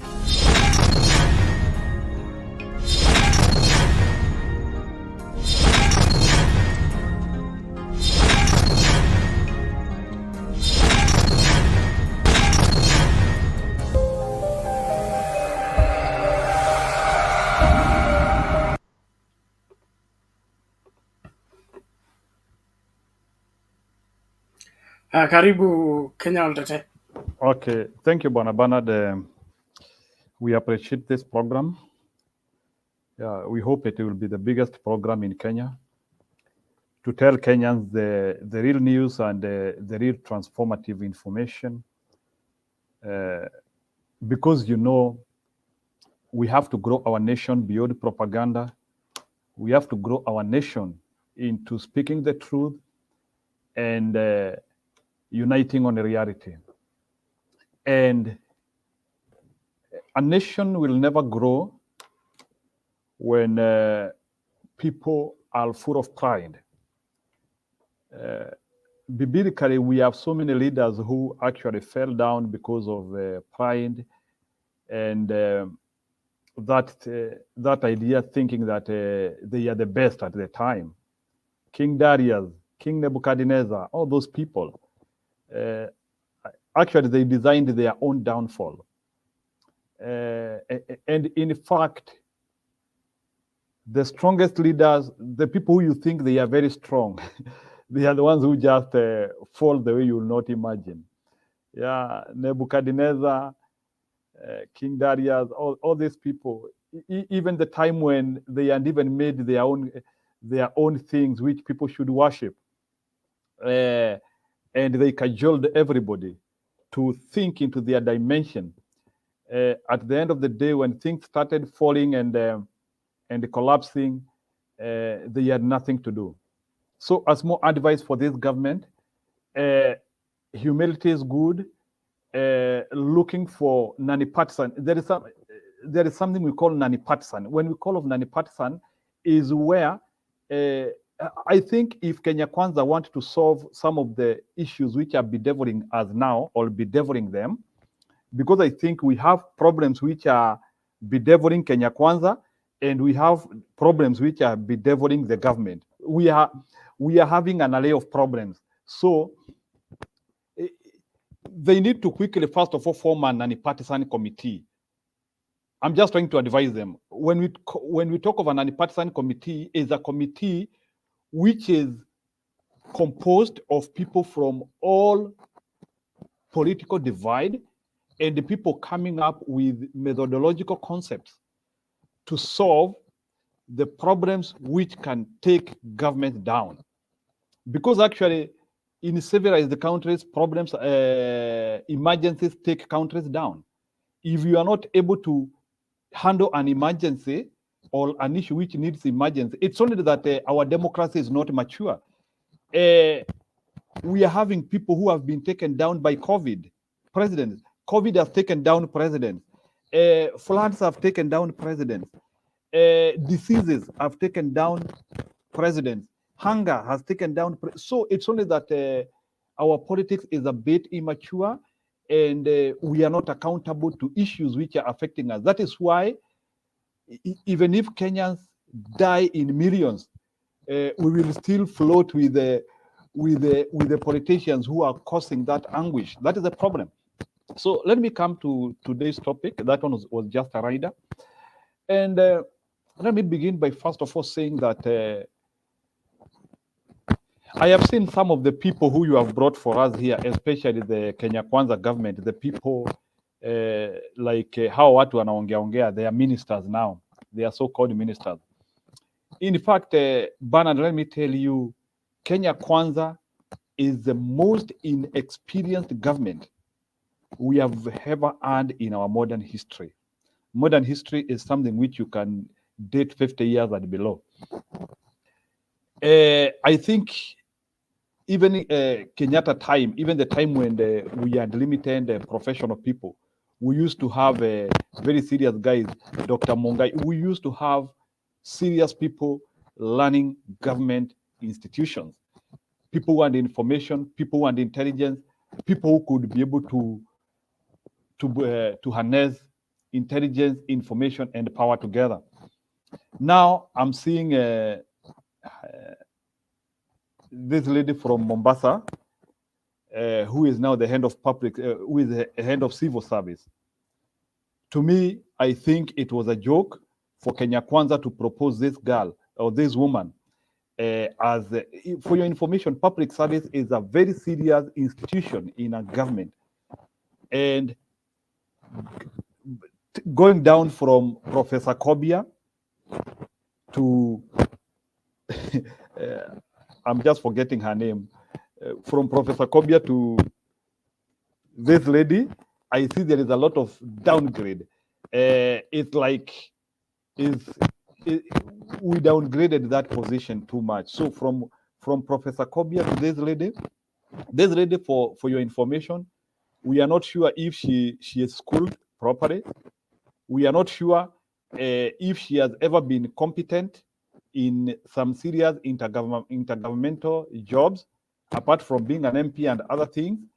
So, and that is why many of these experts in Kenya Kwanza government will rely on written speeches to deliver anything. Kama ukiangalia huyo mama, majority of his things were just scripted things.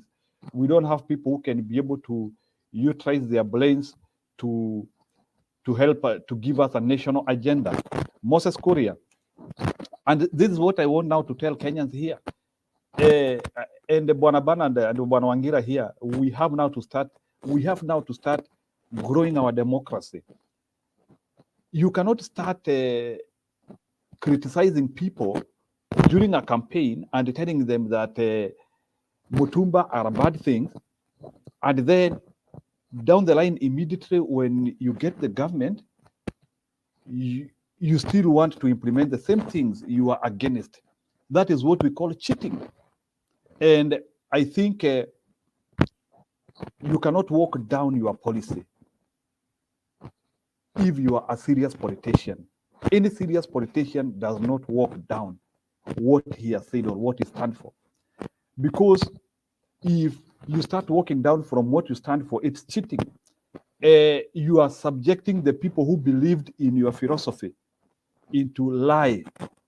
And it is something which can be mentioned, and it can be taken to be bad. So I think, I don't know, we don't have institutions which can punish people because of lies. There was a time, like in Japan, when somebody was taken to court because of not delivering what he had told voters. But the person who I want to blame mostly because of the problems which we are having in Kenya, it is not even Moses Kuria. The person I want to blame so much is the Chief Justice of Kenya and the Supreme Court for allowing people without authenticity, for allowing people who will not stand to their principles to become the leaders of this nation.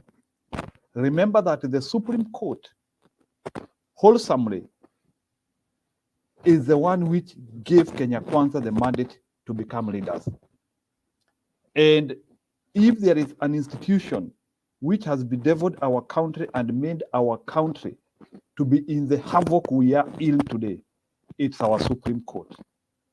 Because if our Supreme Court was nonpartisan and was able to look at these things ideologically, philosophically, and with the real intentions, at least we could be having a government which is a little bit responsible.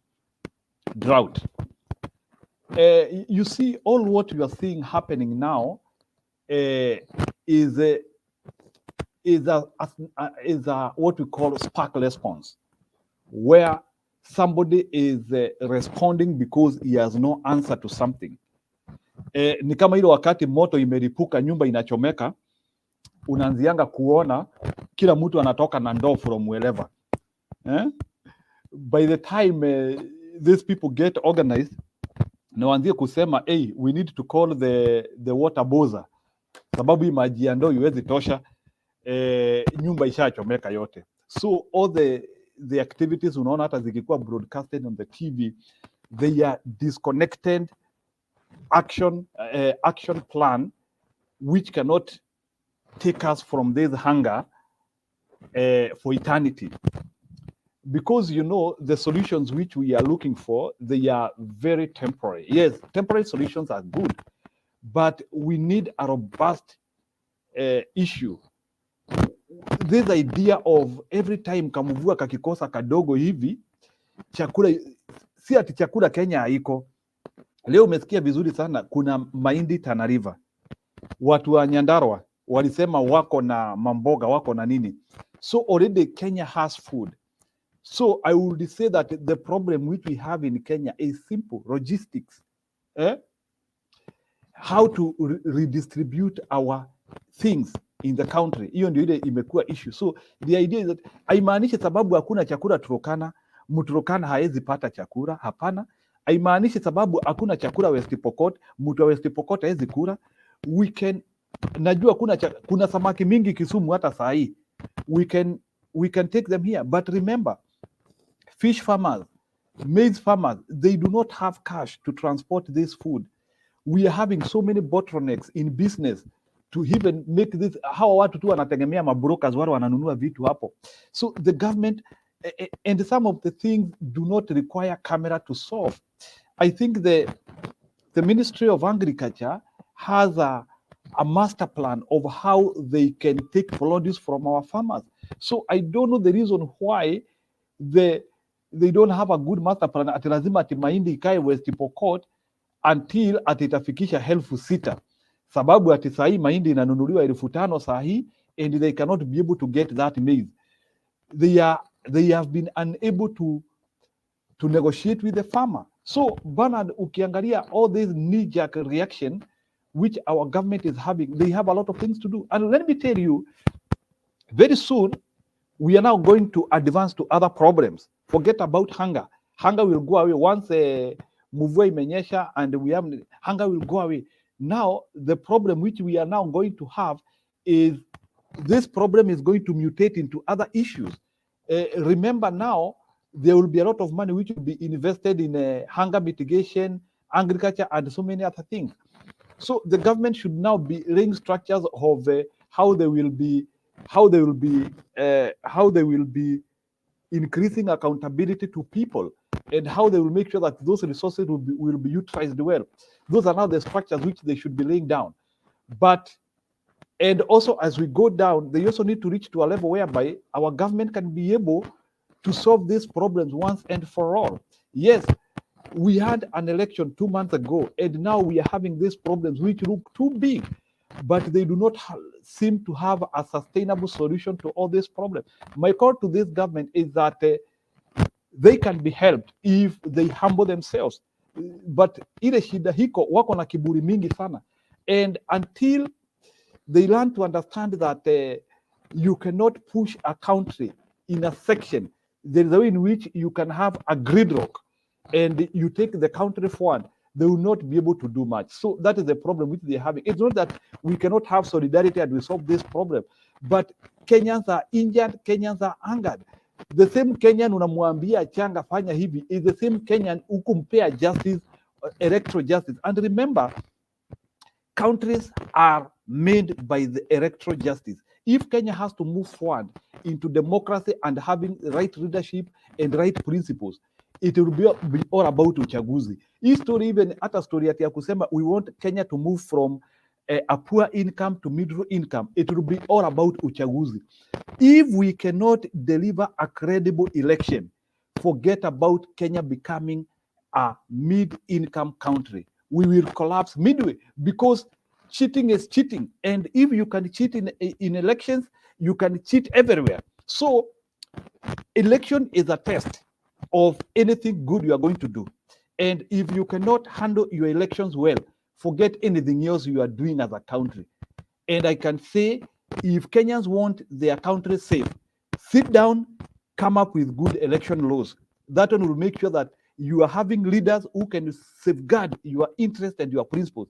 But as long as we are having this shenaniganism whereby the people who win elections, we cannot prove it, our country is collapsing and will go in a downhill. So electoral justice is the most important thing which will hold our country for the next 2 or 3 decades. But if we are going to bury our hands and we say that uchaguzi iliisha tuendelee, we are losing our country slowly, and we will keep on drifting until we will have no country. To me, what I want to see is, I want to see the people who have won an election fairly and squarely becoming the leaders of my country. Until I reach that level, I will say that I don't have country. And all of us should be pushing towards having a legitimate election, which will give us credible people, because that is what we are lacking. If we had credible people, Bwana Bernard, right now, hata hii maneno wangekuwa wamesolve sahihi. But because the people who won this election, MPs, what, or the other, they are people who bought their seats, bought their power away. That is why they cannot solve anything. Sababu tu wao wanaona ni mimi nilijiweka hapa. They do not see people as a source of power. They see themselves as a source of power. That is why they cannot give you any solution. So electoral justice, nothing will be possible in Kenya. How watu wanakufa na njaa saa hii? 2 months ago, they voted for a government to rescue them. 2 months ago, those people in ballots walikuwa wanasukumwa. Electoral justice. And I would say, Raila Odinga, our leader in Azimio, please don't push for anything else. All what we want is, we want our votes to count in future, 2027, 2032. Vitu ingine, we don't care. Electoral justice. Thank you, Bernard.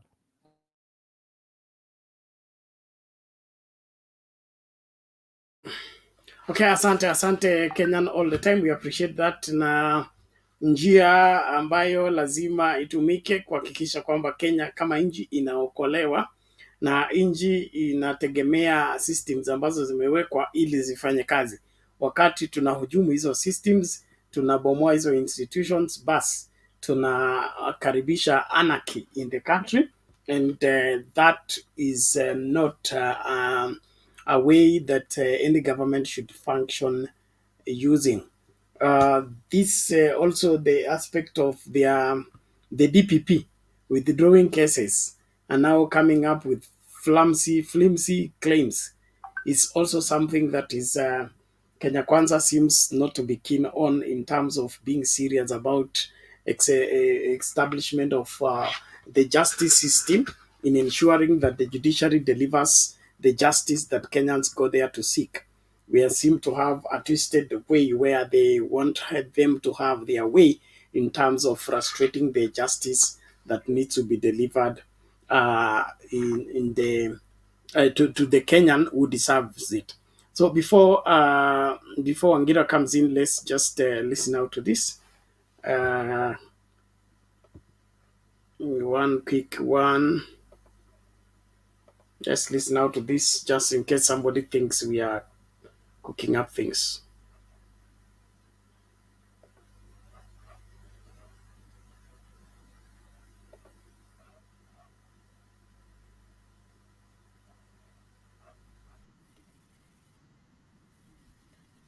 $50,000 people employed by the textile industry.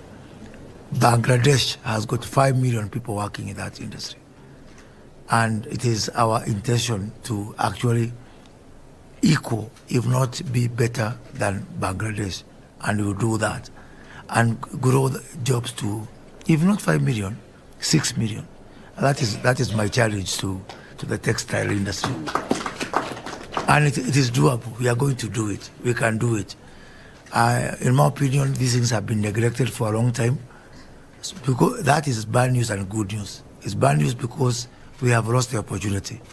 It's good news because the opportunity is still there. And the effort to do something about these things is not that much.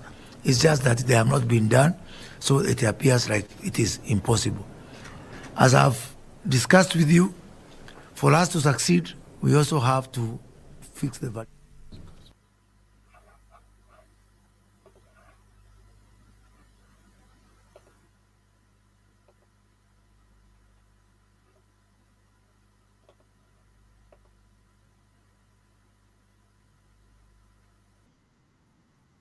Matukio kwa wote, jina langu ni Benson Ngaruyakongo, tafadhali subscribe. Waziri wa masuala ya biashara hapa nchini Kenya, Moses Kuria, amejipata katika njia panda baada ya kusema ya kwamba serikali ya Kenya Kwanza itaweza kupiga marufuku uuzaji wa nguo za mitumba. Baadhi ya Kenya wameshtumu Moses Kuria kwa kudai ya kwamba serikali ya Kenya Kwanza iliweza kuingilia kiongozi wa Azimio la Umoja wakati ambapo alisema serikali inafaa kupiga marufuku mitumba. Moses Kuria amesema haya yatafanyika baada ya serikali ya Kenya Kwanza kupata alternatives. Ni mwisho. Hapa ni Ban TV, matukio kwa wote, na kuacha na baadhi ya jumbe toka kwa Wakenya.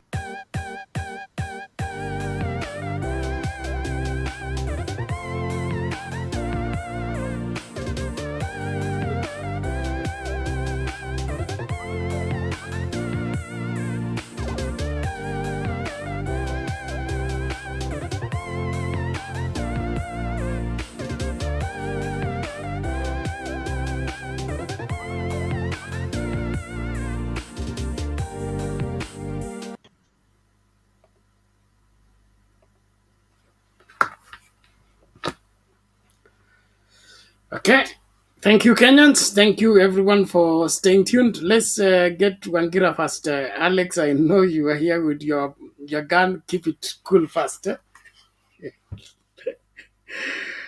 Mr. Wangira. How are you, Bernard? I'm well. Good to see you. Karibu sana. My regards to Alex. Bernard, the other day I heard Mtumba himself telling the president that he was on the other side. And I remembered that I was still on the other side. I don't know whether he has crossed, but I'm still on the other side, Bernard. Bernard, it's the wish of most of us that Kenya should be a better place for all of us to live in. That's all that we want, you know. Or that it just be a better place for all of us to live in, irrespective of who is the president, irrespective of what the leaders are. You know, the bottom line is that the country be a better place for all of us to live in. But so far, what I'm seeing in the last 2 months of the Kenya Kwanza Alliance government led by our President William Samoei Ruto, you know, what I'm seeing does not inspire confidence in me as a citizen, and especially as a citizen who voted the other way. You know, it's up to them to convince me that they can do better. Because, you know, I did not vote for them. So they have to convince me that they can do better. But so far, they are not convincing me, Bernard. Their manifesto was called the plan. They called their manifesto the plan when they are going to these elections on the 9th of August. And, you know, I see a government that does not have a plan, you know. Their pronouncements, their sentiments, their utterances, you know. This is a government that does not seem to have plans. And I'll just dwell on just a few things, then I'll close. Bernard, I will start with the Director of Public Prosecution, Bernard. I am a firm believer in the rule of law, and I've always said that I'll defend the Constitution of Kenya. If you go to Article 157 of the Kenyan Constitution, the 2010 Constitution, you discover that the DPP is a very powerful person. You know, he holds a very powerful office. This is a guy whose qualifications are same as those of the judge of the High Court. This is a guy who enjoys tenure of office just like a judge of the High Court, Bernard. And this is a guy who can instruct the IG, the Inspector General of Police, to conduct investigations on any criminal matter. This is a guy who can institute and undertake proceedings against any person in the Republic of Kenya. So we are talking about a very powerful person. So if we see the circus that is going around the office of the Director of Public Prosecution, Bernard, then, you know, we must just be in a very confused world, Bernard. You know, if he's now purporting that people were trying to interfere with his work, how were they interfering? He's talking of falsification of documents. How, Bernard? That this, this is a guy who enjoys power under Article 157. I will invite you to read that article. It's one of the longest articles in this constitution. The articles that created the office of the Director of Public Prosecution. So if I listen to him, Bernard, is it because that now government has changed and is now trying to play tune for the new government? What actually is happening in this country? What is it that is happening? Something is seriously not right. And you see, he's now trying to throw the blame at the DCI. The DCI could have their own blames to carry. I'm not their spokesperson. But the person who has powers to decide which case goes to court and which one does not go to court is the DPP, is not the DCI. In fact, under the Constitution of Kenya, there's nothing like DCI. DCI is a creation of the National Police Service Act. Under the Constitution, we have the National Police Service, and this is a guy who can instruct the IG, which means at level, as equals. If we talk of equals, the DPP is equal to the IG. The only person he can correspond to is the IG, not the director of DCI. So, I listened to him the other day, Bernard, and I declared the war against corruption in the Republic of Kenya dead. That war is dead. We can just wait for the mortician to come and carry the carcass. Then perhaps the undertaker will do the needful and ensure that the final rights are done for this particular war, Bernard. Because where is now the confidence, And I was listening to him, to the DPP, he was even purporting that, the DCI should not be investigating corruption cases, that corruption cases should only be investigated by the ESCC. When you go into the National Police Service Act, Section 28 of the National Police Service Act, economic crimes are under the purview of the DCI. Economic crimes is corruption not economic crimes? So this guy wants to decide who should be investigating what. Bernard, we are in a quagmire here, Bernard. And to make the matters worse, for the last nearly 2 months, I've listened to my president. I'll call him my president because now he's the president of the Republic of Kenya. The one they said was elected by the majority. Now he's my president, despite the fact that I never voted for him. I've listened to him talk about increasing taxes. I've heard him talk about increasing the contribution to NSSF by around 6%. I've heard him talk about many other good things, Bernard. But for the last 2 months, I've never had a clear message from President William Ruto on how he's going to fight corruption. He has not come out clearly to tell us, as the people of Kenya, that this will be the mechanism, this will be the strategy on how I'm going to fight corruption. Instead, we are hearing him talk about taxes, talk about contribution to NSSF, And when we know very well that in Kenya, the real problem is not even the collection. The real problem in this country is corruption, where people are stealing. And if we have a president who is not giving a firm stand on the fight against corruption, Bernard, guys in this country, we just those guys who always take advantage of the public coffers will go into the public coffers and they will carry away everything, because we need the president to be firm to tell us that I'll use this particular strategy, I'll use this particular mechanism to fight corruption. Is not coming out firmly as I thought he should be. And now with the confusion being brought about by the Director of Public Prosecution, there is now confusion. And when I was in the civil society world, there was something that we used to call organized confusion. Organized confusion is where I create chaos around an environment for my own benefit. So what we are seeing in this country, the push and pull between the DPP and the DCI could just be organized confusion to allow people now to move into the public coffers and carry whatever they want to carry. Because I don't have any other word to describe it, other than calling it organized confusion, Bernard. Then, when you hear him talk about taxes, Bernard, we are highly taxed in this country. And I have no issue with being taxed, Bernard. My son attends a private school where I pay up to 30,000 shillings a term. If I was to be assured that I'll get a good public school where my son will attend, and I'll channel the 30,000 shillings I pay a term to taxes, Bernard, I'll be comfortably ready to do that. But this is a country where we pay taxes, Bernard.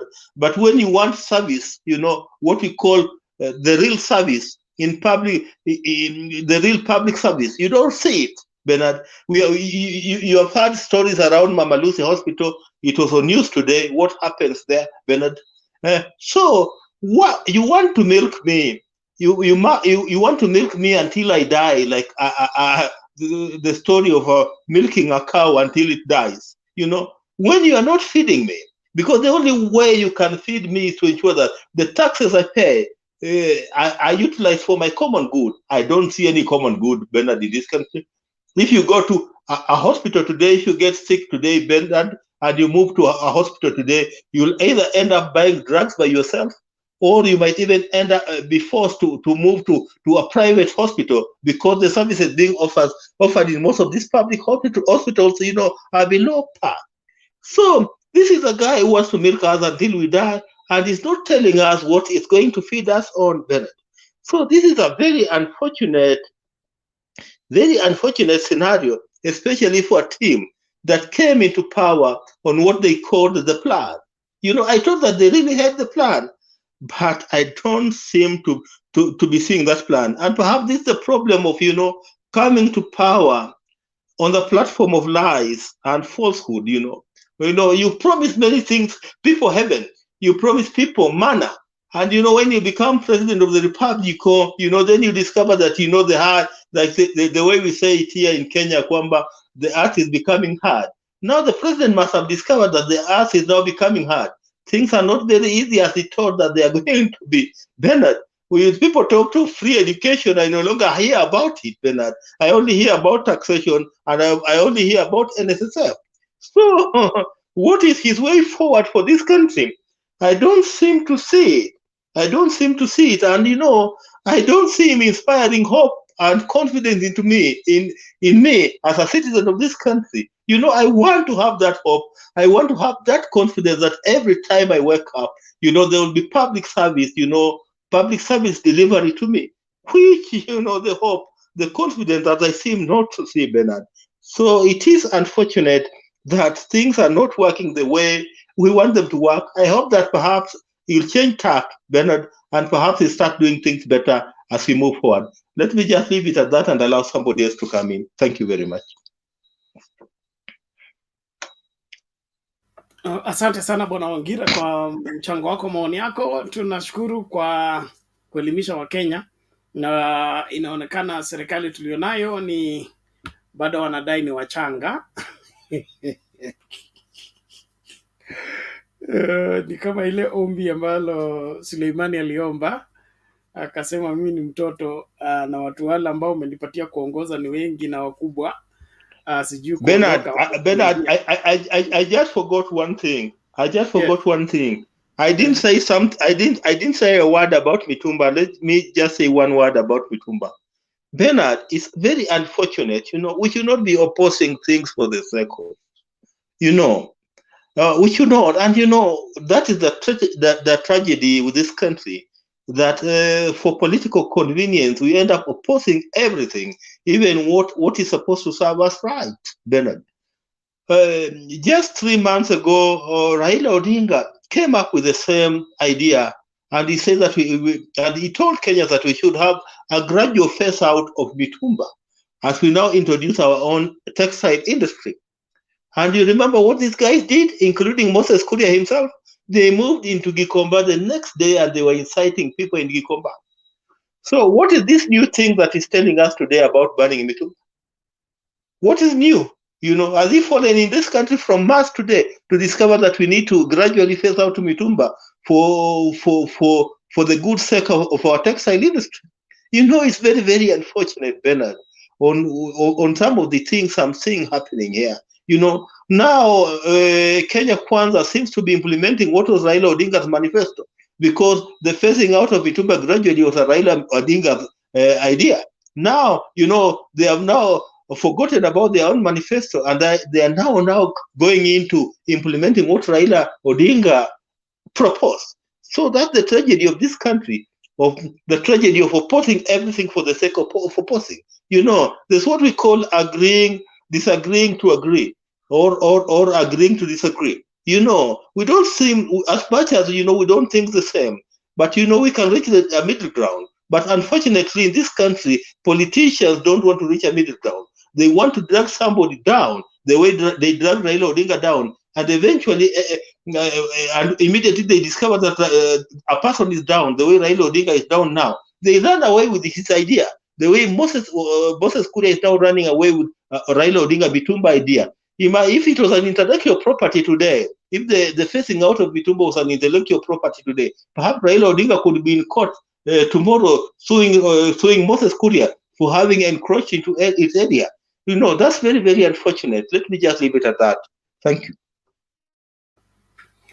Sawa sawa Bwana Wangira, nashukuru kwa mchango wako, and you may need to look at your audio. It is bursting at times. It's either the volume is too high or something like that. But we got your message. Thank you so much. And the hypocrisy in this country needs to be stopped, especially when it's coming from people who are in leadership position. And like I was saying, it seems that the Kenya Kwanza government is praying the prayer of Solomon, where he said, I'm young, I don't know how to go out or come in, and the people you have given me assignment to rule over are mighty and great. And so I ask for wisdom so that I should know how to go out and how to come in. My issue with Kenya Kwanza is that they seem not to be asking for that wisdom.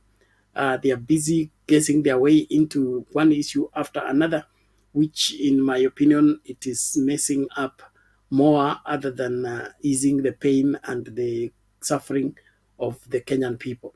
And as Kenyans, we need to demand better than this. We deserve better than this. And so the government needs to own up and be able to deliver to the Kenyan people as promised, not find an excuse to evade that particular responsibility. Let's listen out to this video before Dunia Ina Mambo comes in.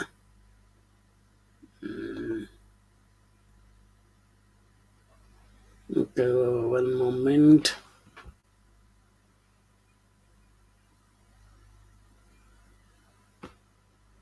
Yeah, one moment. Let me get the video. It seems not ready. Let me see, where is it? Okay, let's get it. All right, it is coming in. In the meantime, let's get this running.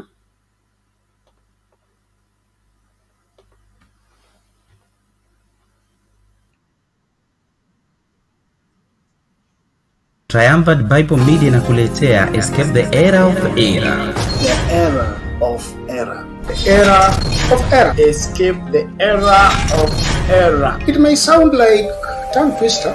God is never in the noise, and he does not compete with the noise. Critical subject. In our day, it is not called syncretism as it were, it is called interfaith. Well, this is our online Bible summit where we are given to see to it that you establish your understanding of the truth so that you'll be able to escape the kind of falsehood that is being cultivated, embraced. Sasa usikose mafundisho haya ya Escape the Era of Error ukiwa naye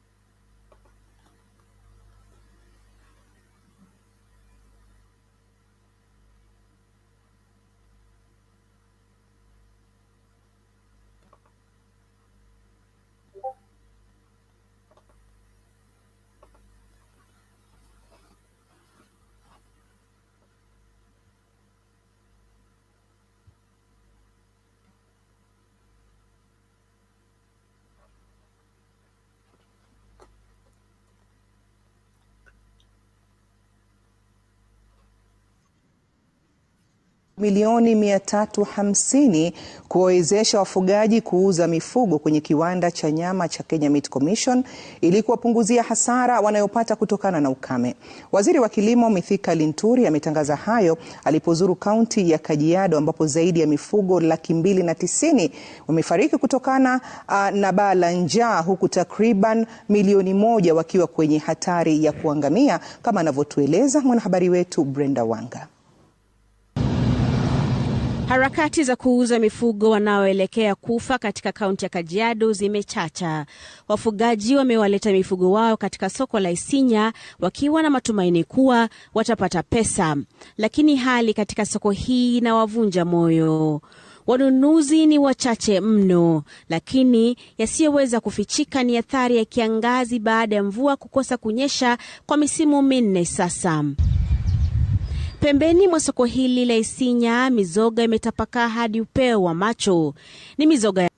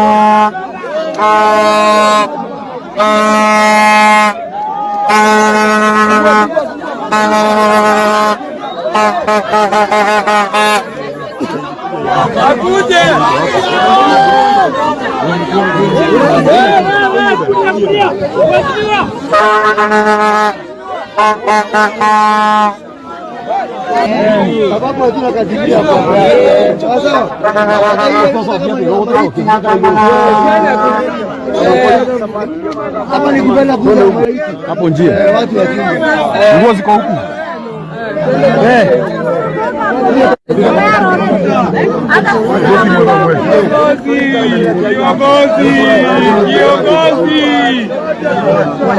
Mwana wa basi ndio ground hapa.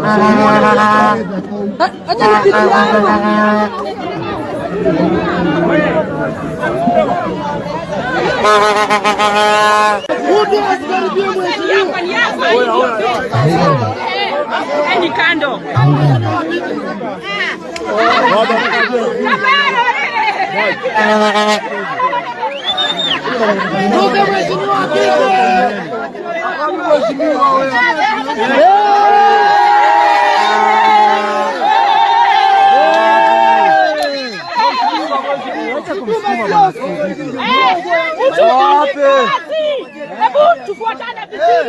Tumba ni kazi.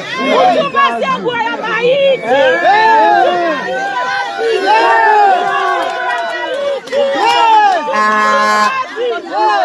Ado manene Tumba ni kazi. Tumba ni kazi. Nguo ya maiti. Tumba ni kazi. Nguo ya maiti. Somesha watoto.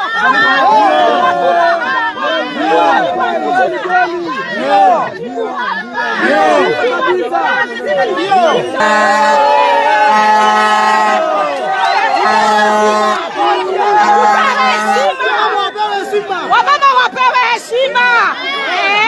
Sisi hatutaki pesa ya sigomano.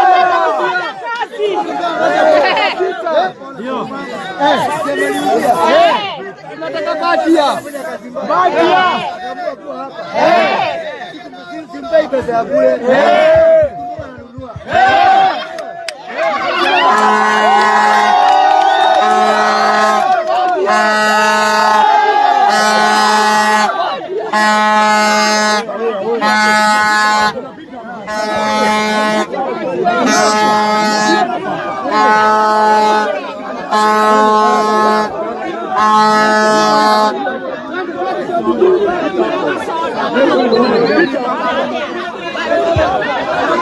Takando. Mama nini mama?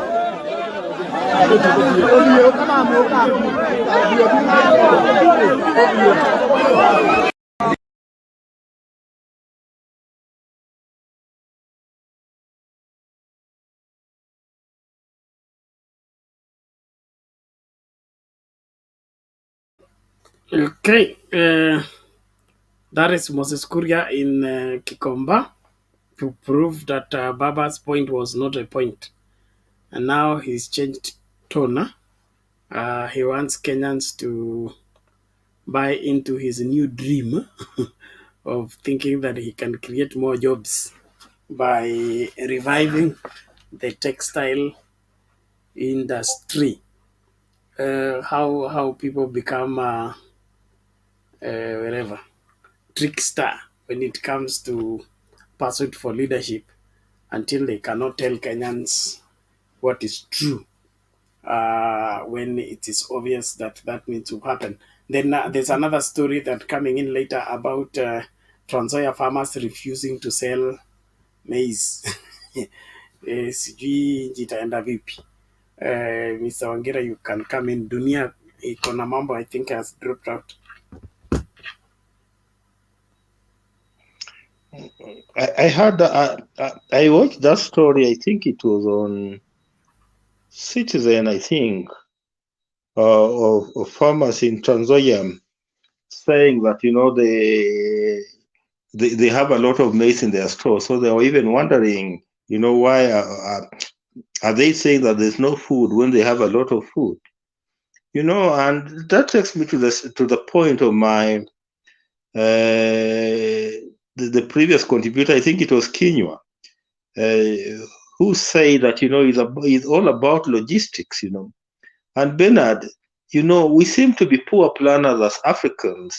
This seems to be an African problem. I come from a fishing community where my parents were born, and I remember anytime we had a large catch of fish, you don't allow any of it to get to waste. You could dry part of it, or you could smoke part of it, so that it becomes stock for the next day. You smoke fish, or you dry it. And I don't understand why, because we have the scientists in this country who knew that, the situation was going to be bad. And if they knew that the situation was going to be bad, what was hard in the government buying livestock from farmers, slaughtering it, and there are various ways of preserving meat. You can dry it. I remember I used to go to my grandfather's place when I was a young man, and we could get dry meat. What they used to do, you slaughter, then you put some salt into it, then you dry. Then immediately after you dry it, then it can stay up to 6 months, and then it becomes part of stock. Instead of seeing livestock die the way they are dying in Kajiado, that is wastage of food, and God cannot be happy if God sees a whole generation wasting food, allowing cows to die when you can slaughter those cows. What happened to even cold storages? We need to build cold storages so that at a time like this, we can buy such cows, slaughter them, store the meat for the future, and then when the situation comes back to normal, the farmers can use the money that they have generated from that particular venture to restock. But we're in a country where leaders keep on telling us that they have a plan when they seem not to have a plan. Look at that concept that I've given you from where I'm sitting in my living room. A very simple concept of even slaughtering and drying meat, or even preserving meat in cold storages. Things that we can do. Things that we can do very, very easily, and allow cattle to die in their thousands as people starve. So what type of common sense is that, Bernard? I don't seem to get any common sense out of the way we reason as Africans. There seem to be an African problem, and the African problem is that we cannot, get things very fast. We allow the situation to worsen, then we say that, people are dying, because I'm very, very sure that in the month of July, the month of August, the month of September, and even up to last month, if those stocks, if the livestock was being bought and slaughtered and the meat preserved, perhaps the meat on the market today could have been, the meat could have been much cheaper on the market today, and there could be more food for everybody to get. Unlike where we are seeing that there is wastage in meat, especially what we have seen in Kajiado. And that seems to be even the same problem even with wildlife, where you are supposed to come with what we call water pans. What is hard to have? What's hard in digging water pans in some of our national parks, for example in Savo, in Meru, where you can have water pans for purposes of preserving water. Why allow everything to go? Better, this is a country where it rains today, the water displaces people today, and after 1 week you cannot see water. Then you wonder what is happening, where is this water that was displacing people? What did we do with it? Because we have lacked in planning. We are not a very good planning society. So we need to go back into planning if we want to move forward, Bernard. And I tell people even from a household level, that's what I tell people, that people must plan even from a household level, what we used to call family planning. If you want to have 4 kids, it's all right, but you need to space them in a manner that you can be in a position to cater for them. But you don't have a kid. The firstborn is 4 years, the secondborn is 2 years, the thirdborn is 1.5. You not manage, because that's not planning. So we must go back to planning. That's why the West are doing better than us, because the West are good at planning. They plan for what will happen today, 5 years earlier, 10 years earlier. In this country, we don't plan. And, we leave it to God, and we say, kwamba Mungu atasaidia tu.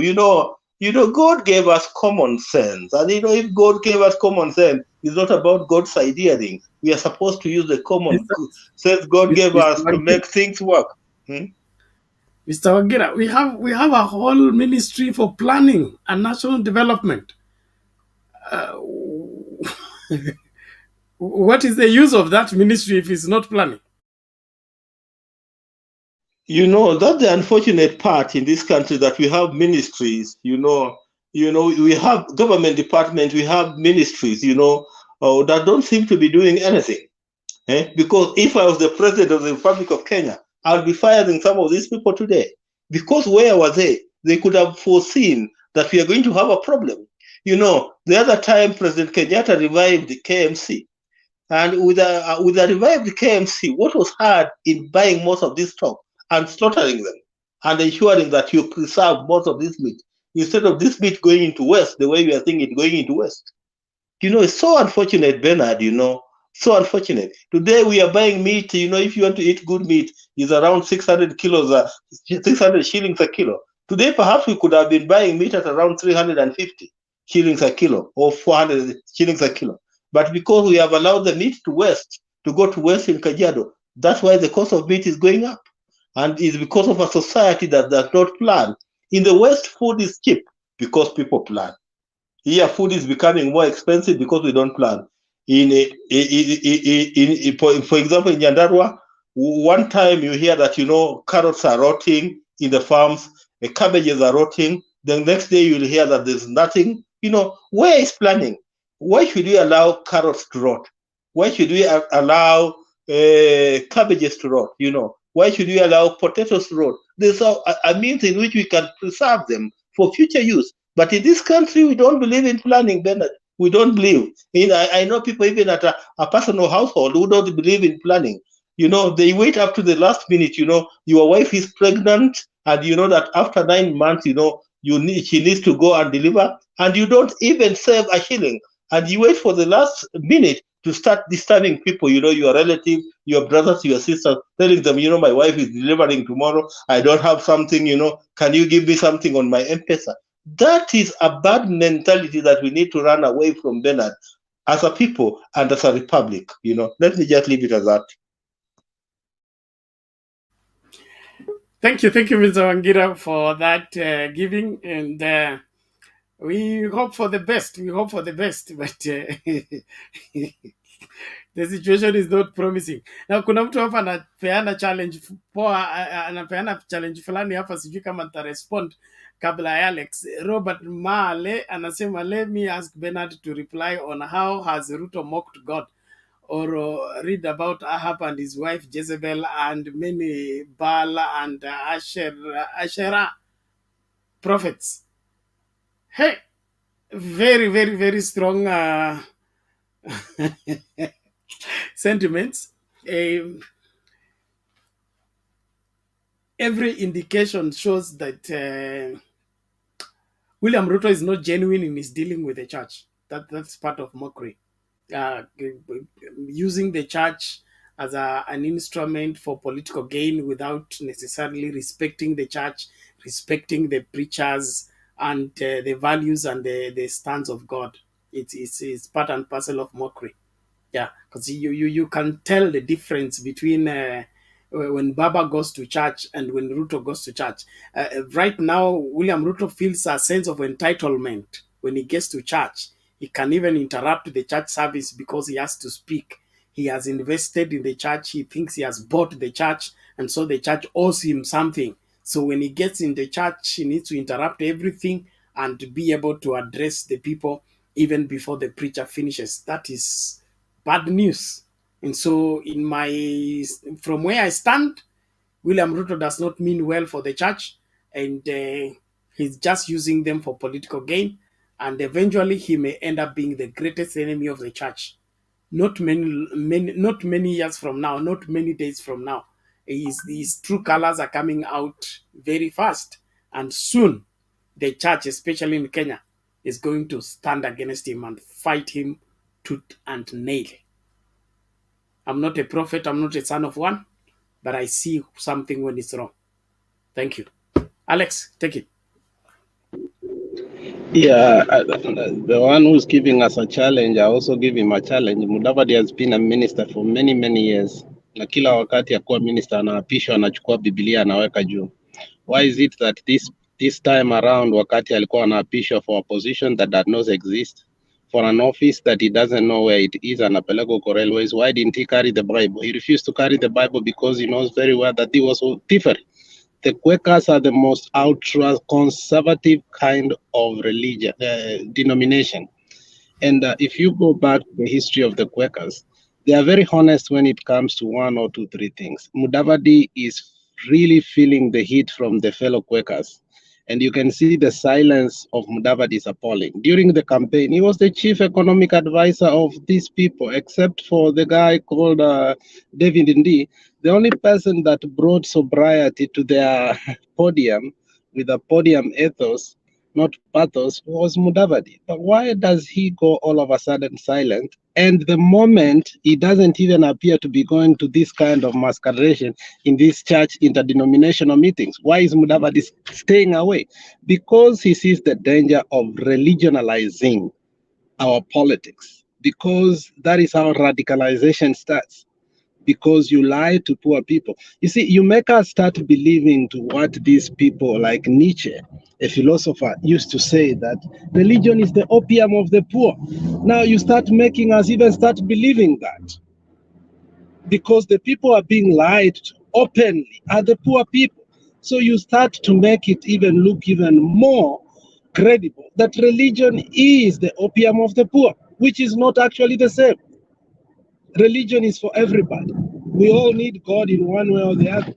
When death happens, when somebody is sick, when things happen that are not, we keep, as human beings, we have limits. We ask God why. And then in a special religious way, we tend to find answers. But I don't think that is what Ruto is doing. Ruto has taken his religion a step higher, and that is why even within the circle of UDA and Kenya Kwanza, they are calling him Assistant Jesus. And they don't even see that as, they think it's infallible. I mean, I don't know. So, but coming to what Wangira was saying, Wangira, what you are saying is right. But I have to remind you, it did not go easily for Uhuru Kenyatta to set up the Choma zone whereby they used to buy that meat. The parliament refused. The bodies that were meant to do that through the lobbyists were given money. They refused to enact that. And Uhuru had no option. Through the advice of Baba, they had to use the military. We had to go through the military to set up so that people can sell their cows, and within 24 hours they are paid. So the cartels for cattle rustling, the cartels that are there for the beef industry of Kenya, which is one of the most, indigenous, whereby you get the best meat. That's what I've always had, that the Arab people like mbuzi ya Kabarak na wanapenda ng'ombe ya Turkana. I don't know how that credible is, but all this meat is usually taken Uarabuni because those people know how to eat well. They live long years. It's not like us, wengine umekula punda, ujui umekula nini. So for Uhuru to have gone to a point whereby he rescued the cattle farmers, he did not take a simple fight. He had to use military. And that tells you the forces that he was fighting. So, and the forces that he was fighting are the present forces who are now in power. Do you think they are going to help the Maasai people? No way. What we are seeing is the classification and annihilation, deliberate. They want to finish the Maasai community because if you leave the cattle to die, one person just said there, Bernard alieka clip, and I like statistics because the easiest things mi najuanga kufanya ni maths because sipendangi maneno ya theory nyingi kama history, but hiyo history tunataka kuipenda kwa sababu baba akiongeanga hiyo history inatukomboa sana. Somebody had 200 cows 2 months ago. 200. The price of one cow that time was over 20,000. That person in his bank account could have gotten 4 million. That guy had a wealth of 4 million. Today he has 40 cows that are going to die. Bernard, even if it's liquidation of a company, the moment you have seen profit going down like Kenya Airways, when the assets 50%, they call on for bankruptcy immediately. Immediately, when the assets value, especially the cash flow, the liquid cash goes between, not the assets. They go 50%. Immediately, bankruptcy class C is filed.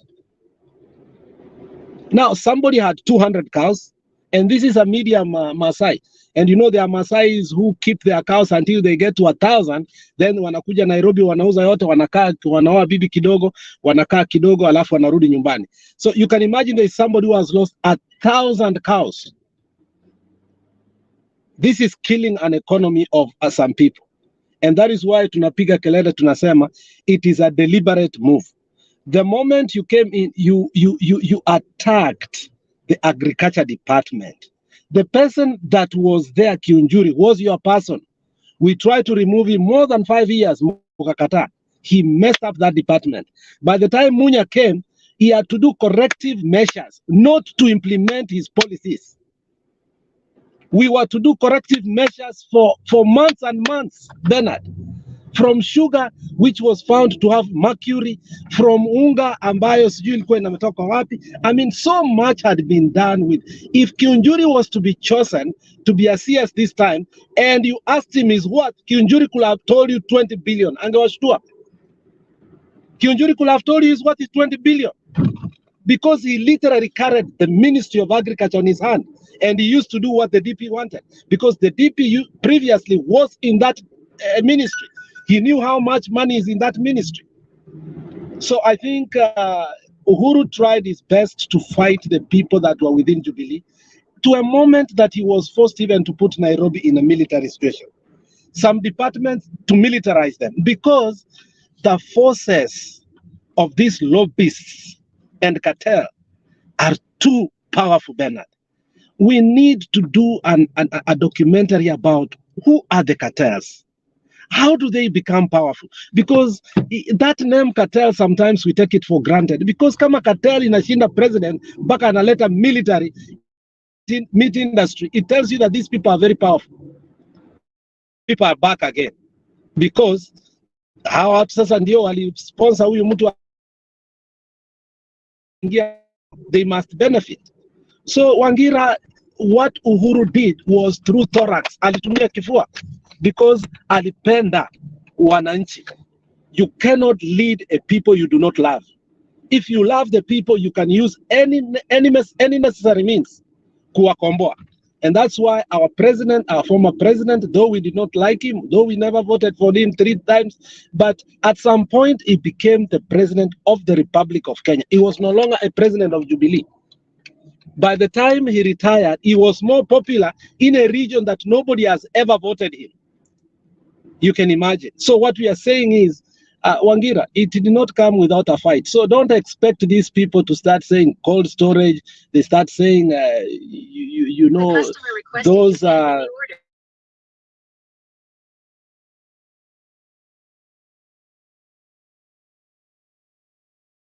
yeah, those things that you are trying to advise us. It is not going to happen in Kenya, my friend. So we have very good ideas, but I don't think those ideas will be implemented in the current government.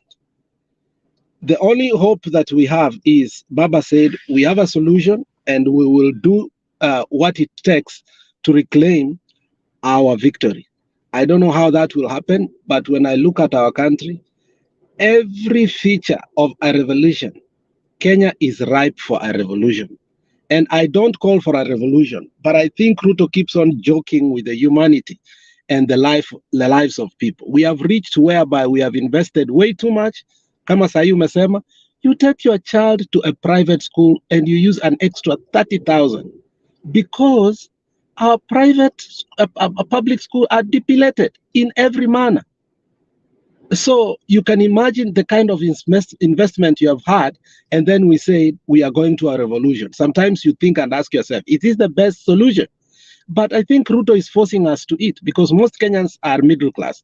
We don't want war. We want to move on from where we are to a better place, but not to a worse place. But if he's going to push us to a worse place, we have no option. Poverty is not a solution. Like Biwott used to say, if you want me to be poor, I rather die before I become poor again. And that is the situation where Kenyans are, Mr. Wangira. You can take on Wangira.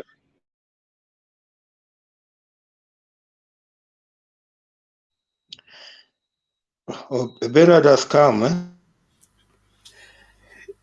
Yes. Thank you, Alex. And hey, we pray that God will save us from this bad approach to leadership, because a leadership that believes in impoverishing a certain group of people so that you dominate them politically is the bad news that we came from in the Kano regime of Moi. If it is back, we are in a bad position, and something has to happen. Something has to happen because we cannot continue cultivating poverty and making poor people more poorer, and the middle class or the people who had broken the barrier of poverty, we are rushing them back into poverty. And we do that deliberately because we want to control a particular sector or want to make a kill from that particular sector. It's very disheartening and very irresponsible. I would that we would rather just get a skin to be able to thrive with others thriving. The fair game, I mean, is give and take.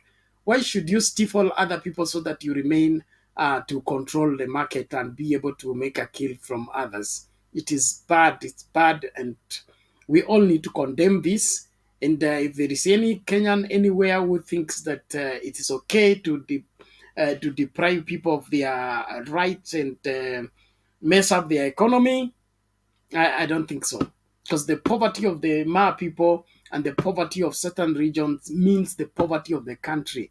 And we have already been declared a middle class, whatever, economy. Why are we rushing back into being a third world again? Is that, are we going to profit more that way after we lose our status? It just doesn't make sense. Now, because I'm signing out, Francis is here. Let me just play the 2 videos that I need to play, and then Mr. Wangira, you can take from there. Just want us to remain in view.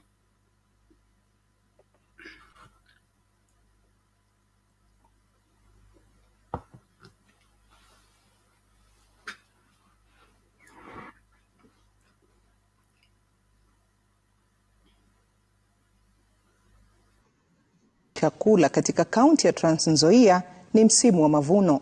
Wakulima wa mahindi wamepata kivuno si haba, lakini wameweka mahindi yao kwenye maghala wakisubiri bei imarike. Wakulima wanasema kwamba walinunua pembejeo kwa bei ghali na iwapo watauza mahindi kwa bei ya sasa watapata hasara.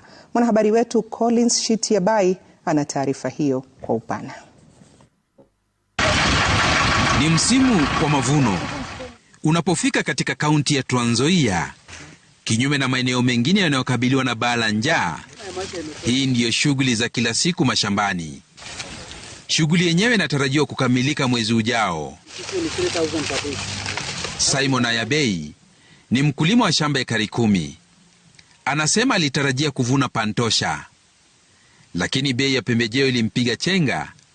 Ameambulia kuweka mazao yake kwenye gala akisubiri kuimarika kwa bei ndio aweze kuuza, kwani alipata dhiki msimu wa upanzi. Tulikuwa tunatumia mbolea 2 ya kilo 50 kwa ekari moja. Imetubidi sasa tuweze kutumia mbolea 1 ya kilo 50. Hiyo ni changamoto ya kwanza ambayo imefanya pia tuweze kupata mazao duni. Hatua chache kutoka shamba la Ayabei kwenye gala la Francis Mranga, huenda ukapumbazwa kuwa hakuna uhaba wa chakula nchini, kwani kwa sasa gunia moja la kilo 90 linauzwa kwa shilingi 5,000 na angependa kuuza mahindi yake kwa shilingi 6,000 ili kupata faida. Tunachangaa sana kwa nini tunasikia ati mahali fulani kuna jaa rodwa wapi mahali ati kuna jana. Hili hapa tuko na mahindi mingi sana hapa, na wanunuzi wanaogopa kuja kununua mahindi hapa juu ya bei. Wanasema ati sisi tunauzia bei ya juu, na sisi mbolea tulinunua bei ya juu sana. Wakulima wanasema iwapo angepata pembejeo ya bei nafuu na tena kwa wakati unaofaa, faida ingekuwepo. Tungeomba serikali itunuletee mbolea hapa kwetu ili next year wakulima tuweze kupanda mahindi zaidi, na ili hali tuweze hata bei yetu ya mahindi iweze kuteremka, na ili hiyo uhaba ya chakula irudi chini. Nimeona hata jana katika runinga ya Citizen kwamba kuna mama ambaye hata ameshindwa kubeba mtoto. Hata mtoto anaumia, mama anaumia na pia mnyama anaumia. Kwa hivyo serikali ichukue hatua ya haraka tuweze kukomboa nchi yetu. Kulingana na ripoti kutoka Wizara ya Kilimo, kaunti ya Trans Nzoia huzalisha robo ya chakula kinacholiwa nchini. Ila mwaka huu huenda idadi ya magunia ya mahindi ikapungua kutoka magunia milioni 6 hadi milioni 5.3. Bei ya pembejeo na hali ya anga ikichangia hali hiyo. Japo ni msimu wa mavuno katika kaunti ya Trans Nzoia, wakulima katika eneo hili wanasema kwamba watapata mavuno ya kiwango cha chini ikilinganishwa na misimu iliyopita. Collins Shitiabai, runinga ya Citizen, kaunti ya Trans Nzoia.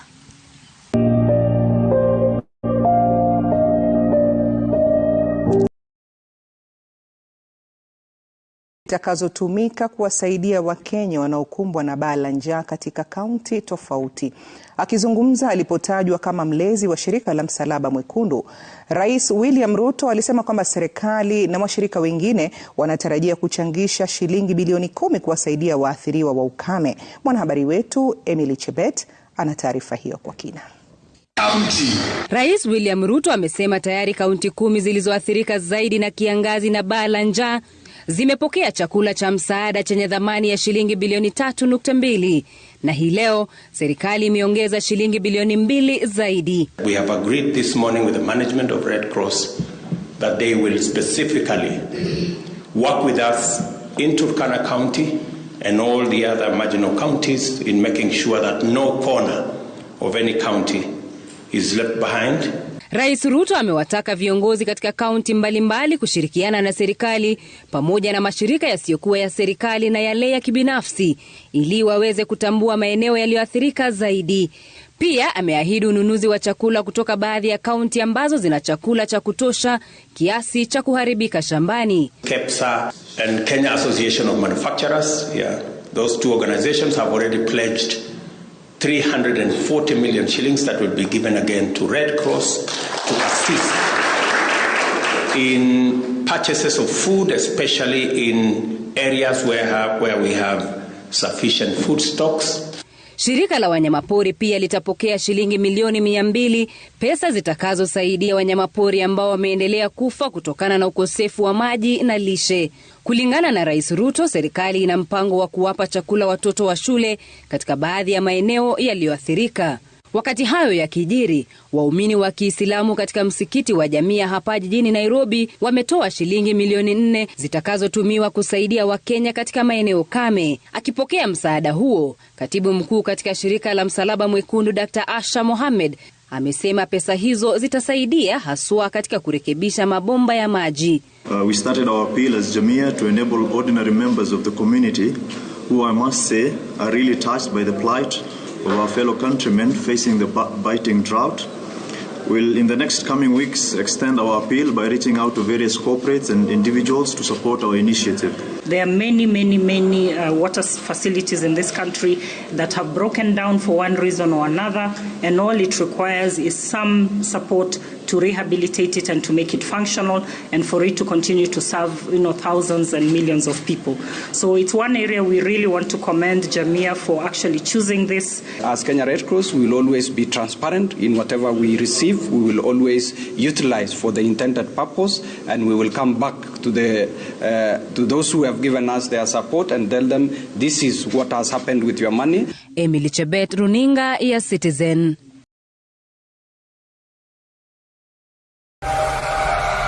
Kuanzia Jumatano hii na kila Jumatano, Triumphant Bible Media inakuletea Escape the Era of Error. The era of error. The era of error. Escape the era of error. It may sound like tongue twister. God is never in the noise, and he does not compete with the noise. Critical subject. In our day, it is not called syncretism as it were.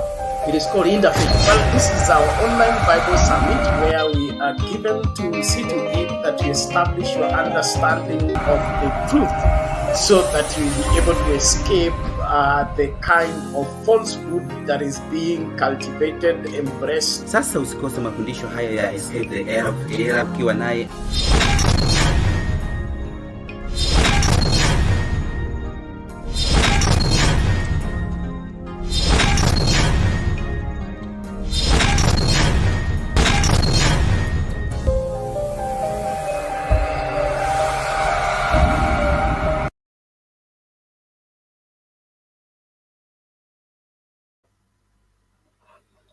Okay, thank you everyone for sticking by and continuing to follow our broadcast. We trust you are getting the enlightenment you require and the commitment to see to it that we keep this government in check in ensuring that the welfare of Kenyans is not played around.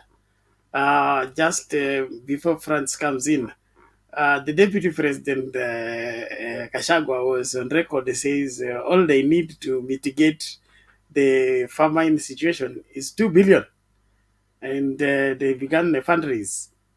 The president says they have already spent 3 billion and they have dispatched another 2 billion. So what is happening?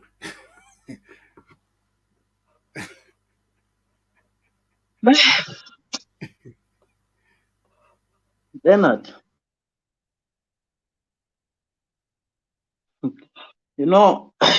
actually, let me start with that one of Mtumba. I've just been shocked by just getting online and then seeing that information that Moses Kuria wants to ban Mtumba.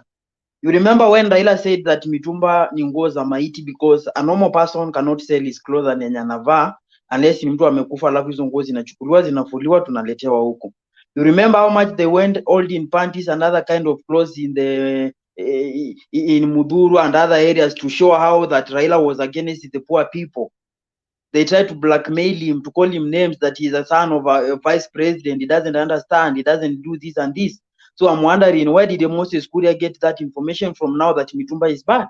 And during the campaign that Mtumba was right? Not unless we stop using lies to campaign, Kenya cannot change. Because there are people immediately they heard that Mtumba was good according to Ruto, they went and bought another stock, big one, because they knew that they had the government support to sell Mtumba. What happens now that the minister has taken an U-turn against what they used to promise in campaign, that Mtumba was a business like any other. And that's a problem that I'm telling you.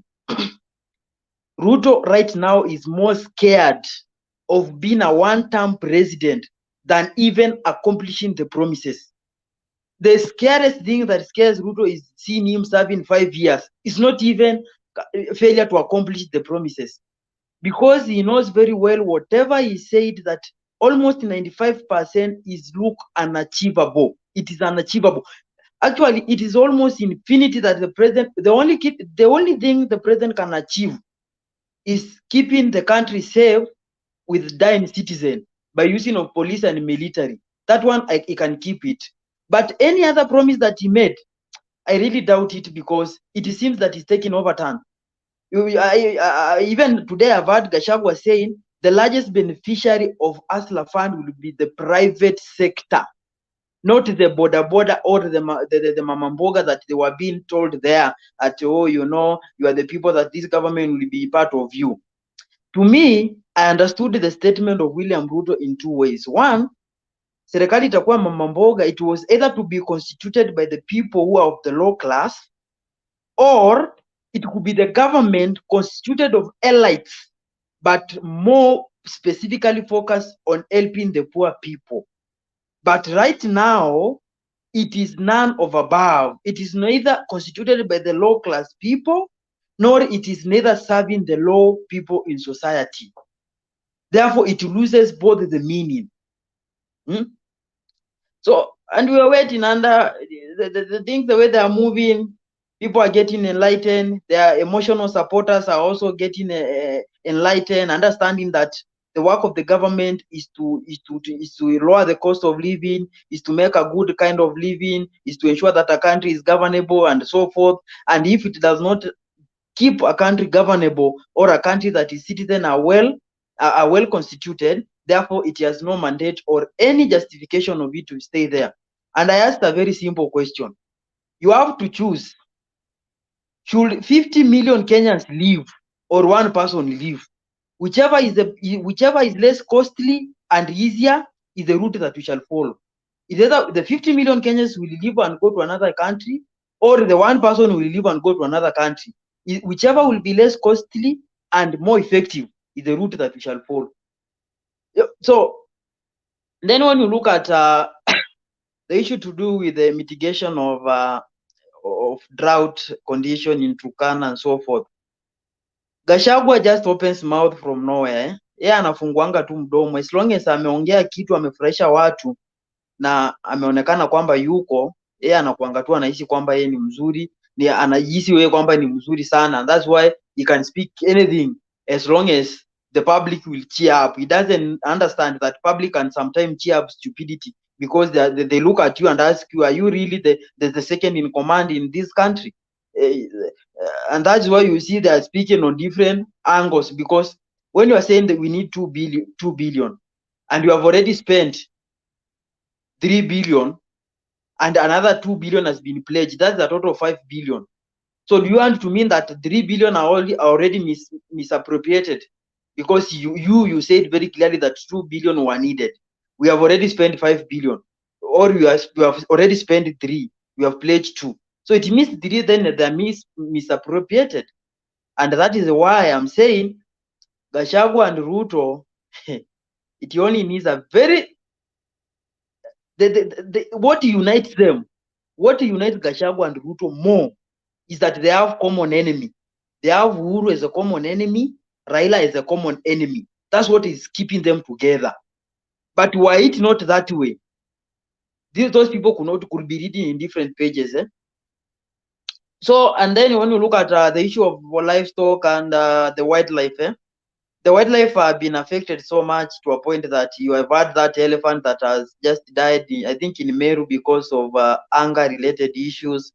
That one is very sad, because it will kill our tourism sector. It is not good at all, because we know the resources and the kind of revenue that we get from the tourism is such a bigger one that you cannot manage to lose any of it.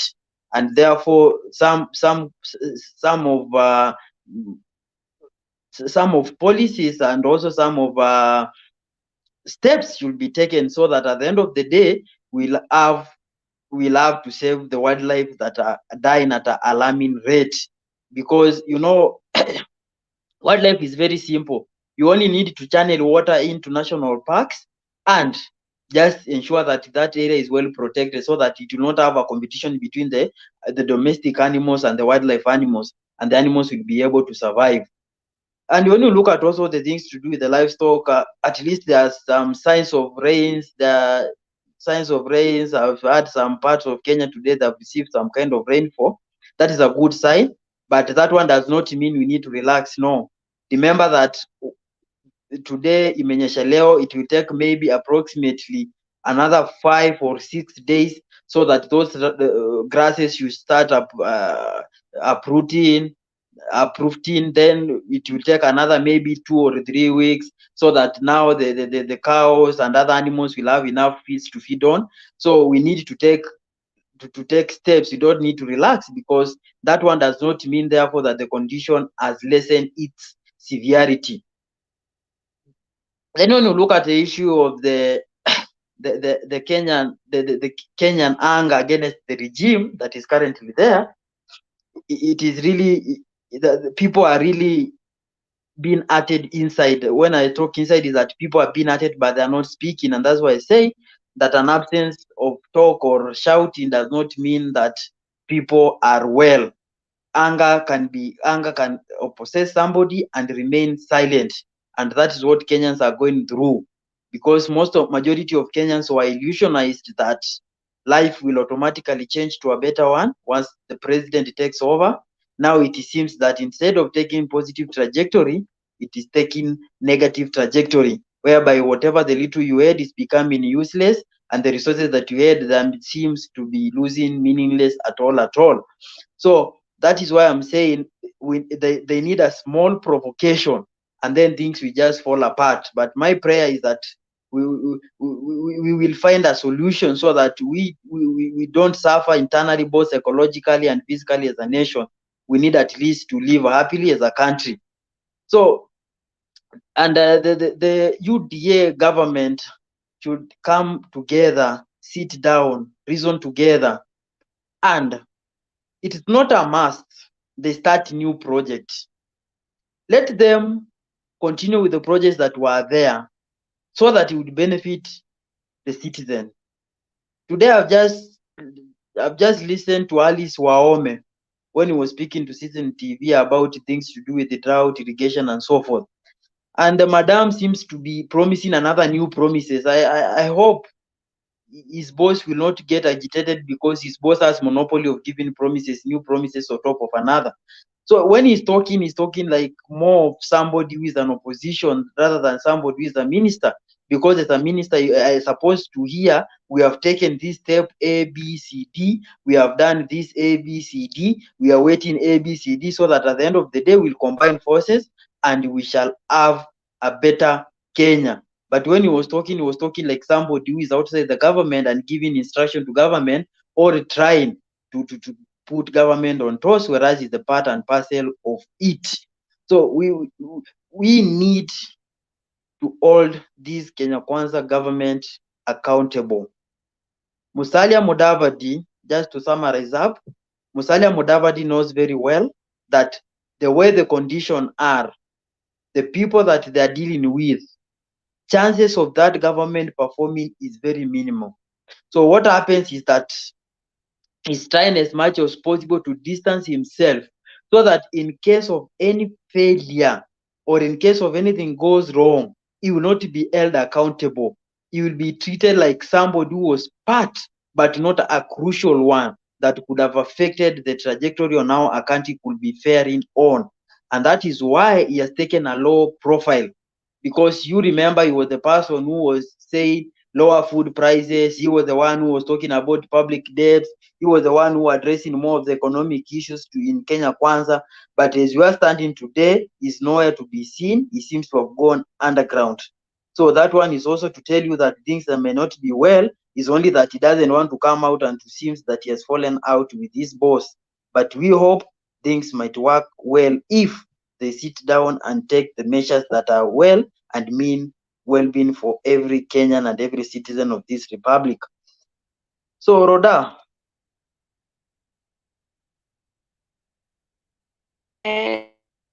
habari. Nice to meet you. First of all, I want to salute Abdul. Ni mashabiki wangu. I salute you, Abdul. Thank you so much, Abdul, wherever you are watching me. Thank you so much. We are family. We are Kenyans. What I want to say, Makundi, when I think about our country, it's really hurt me. I don't know how to say. My heart, I'm crying inside. When I see people like Ruto, he's a Kenyan. He understands people problem, but he have not yet delivered what we want. Not yet. He have not yet. I'm wondering, he's a Kenyan. He need to be open-minded. For example, watu wale wanauza mitumba wanapata chakula hapo, wanapata pesa za kulipa nyumba hapo, school fees, nini. Sasa wakiburn out Mtumba, watu watatoa wapi chakula? Ruto anaweza saidia milioni 60. How many tribe we are in Kenya? 42. Anaweza kwenda nyumba door to door. Now we don't have a social security in Kenya. We don't have a social security in Kenya. We don't have a social service in Kenya can support people, their business go down. It's really hard to me when Ruto try to ignore problem. You have not delivered. We want to deliver what we want. Me, I wonder if those prophets, they were prophesy that Ruto to get the president.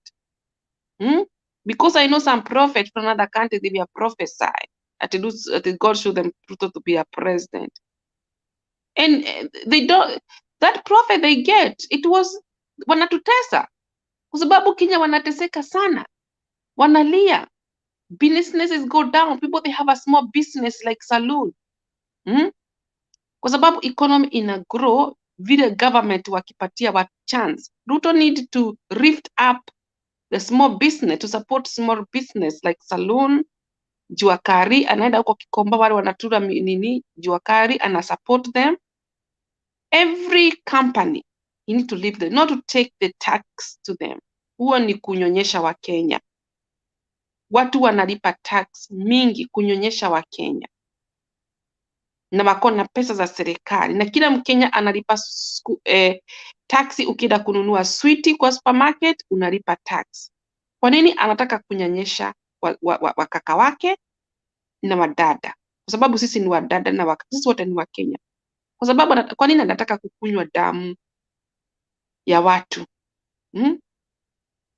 I can ask you from my bottom of my heart, focus with the Kenyan people. Kila siku unafanya, I don't see what you are doing. Nothing. Now, right now, today you say you give food for the Red Cross, and there's not enough. In that Turkana, I saw it was in BBC, because Turkana, it's always in global. BBC, I saw the news. Watu walikuwa nini wanachukua nini chakula wapi huko nini. I thought it was not food. I don't know. Oh my God, people from Turkana, they must be very strong. I wish I'm rich. If I'm rich, I could do something can help people from Turkana, to help them. And what can help them? To have a borehole. Borehole. We want the government to think about people who die for food. Wanataka borehole, maji, kwa sababu wataelewa, those people, they have been suffer a lot. People from Turkana. That is, Turkana is always my heart. That's a place I get hearted. Because those people, they have been suffering many, many years. They need a lot of support from the government and global. Because when the crisis come, then we need support from another country. They support us. Another Red Cross, they help us because Kenya money cannot get enough to help Red Cross and citizens for Kenya. 42 tribes. I don't think so Ruto can able to feed all Kenyan people, 42 tribes, with the food every day in the table. Can help those people, they live with the street children. We have our street children, they are suffering. They run away when they are 4 years. Can you help them? Can you build those homeless children a house where they can live every day?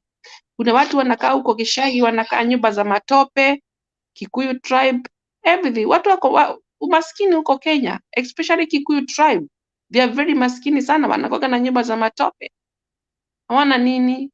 Wengine wanajenga nyumba za nini zinaitwa za carton. Do this government can able to help those families, those Kikuyus? They vote for him. They were betrayed. The Ruto can go and support them to build them house because the poverty wanakuliwa na jiggers. Can he go to his county?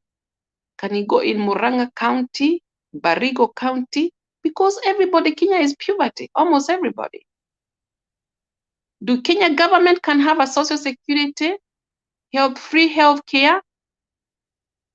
Because many people in villages, they have cancers. Can you provide free health care? When you go to the Kenyatta hospital, it's free. To pull the body in the mortuary is free, because some people, I know people, they have been there, they keep the dead body in the mortuary like, I think almost 10, 20 years. They could not afford to contribute their body. Can Ruto afford that? Tell me. Can you do that? Like the way other country, development country, like other countries like India or wherever? Tell me. There's a question I can ask you like a president. Can you help those people, they live in nyumba za matope? Uwajengee nyumba. Wale wanakaa villages. Those street children, they eat food. Those street children, they eat food in the dust. Can you help them, please? There is a lot of questions we can sit together and talk with you. You said before, when you are doing campaign, you are going to deliver the people who work in the saloon. You are going to lift them up, the small business. You have not done that. The Kenya development, when the business people are getting high, that's our economic growth. A country in the China, let me tell you, people, the Chinese people, they have, let me do example for the China. China is a country, they work 24 hours. That's the way, and let me tell you, not everybody, China is rich. China, they build their country, they get support from the government, the small businesses and big businesses. That's the way they get their economy grow. You can see kuna makazi baka za juakari huko nini China. Yes, they do juakari. It's not only the offices. No. Whole world. Hata ukenda Europe wanafanya makazi za juakari. Wanafanya makazi ya kuchoma makaratasi na wanapata pesa za kulipa chakula, za kulipa nyumba. This world, nothing for free. You have to fight in this world we are living. Nothing for free. You must fight daily life. Whole world.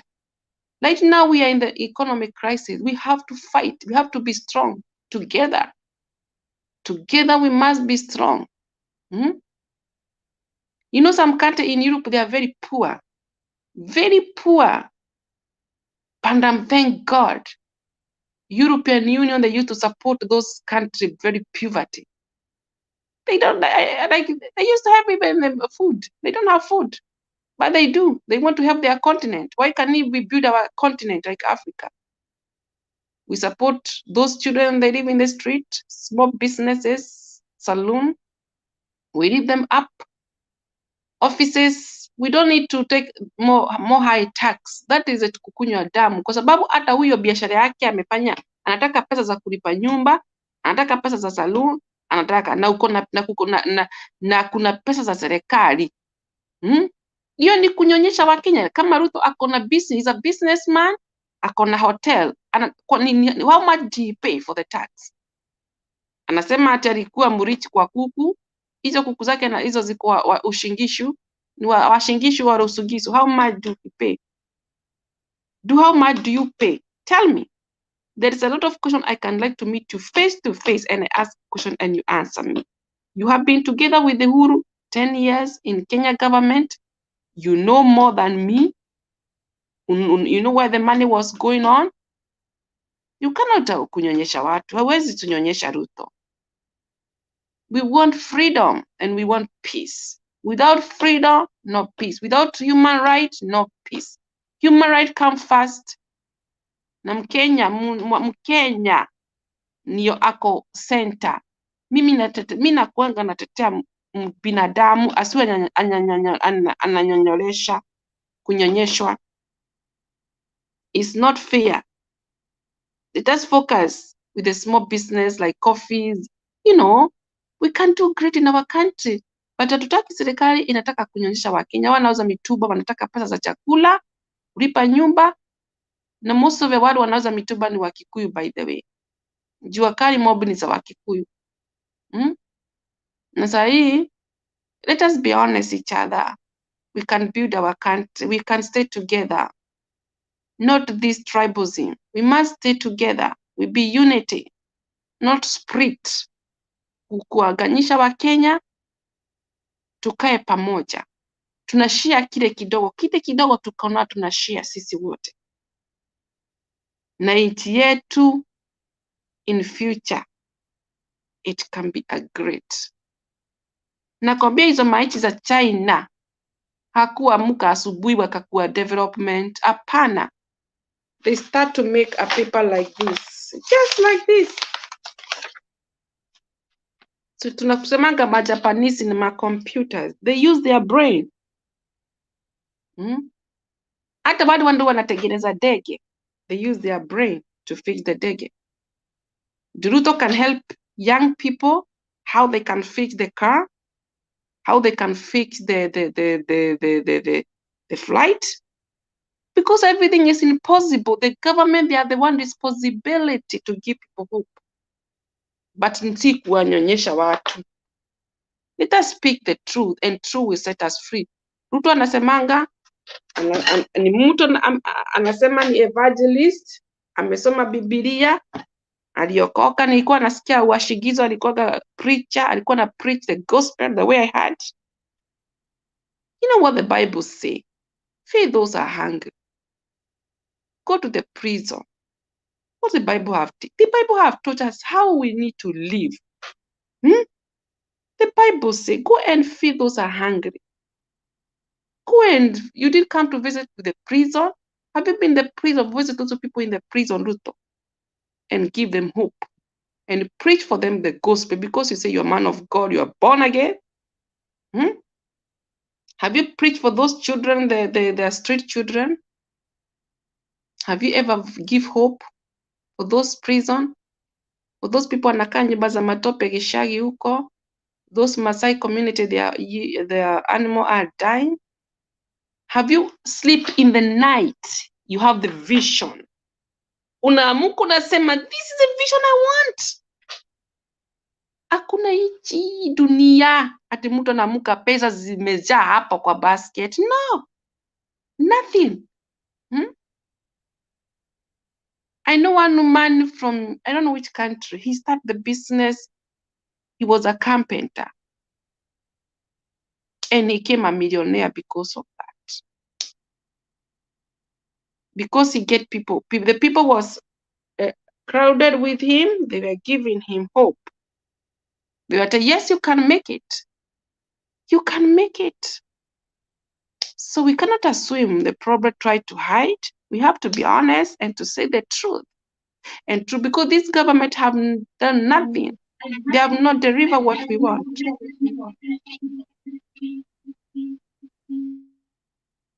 So, thank you so much, Matiang'i. Take over.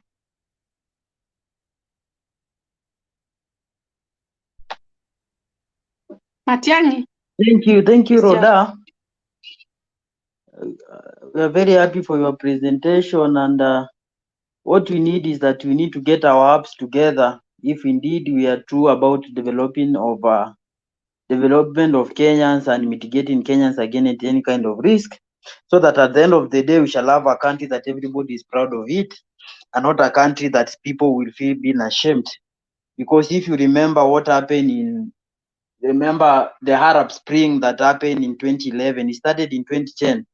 It started with Hosni Mubarak. It went to consume somebody called Bedin Ben Ali, consume the Muammar Gaddafi, it went ahead to consume somebody else, but I think he was spared. That is Abdelaziz Bouteflika, the president of Algeria. It started with a young man called, I don't know the name of that young man, but I recall very well. He was so much frustrated, and he took petrol. He went and light up himself in the street. Therefore, that something angered so many people to a point that now it led to what we call the Arab Spring. So most of those things that happen because of when the government become insensitive to people's demand.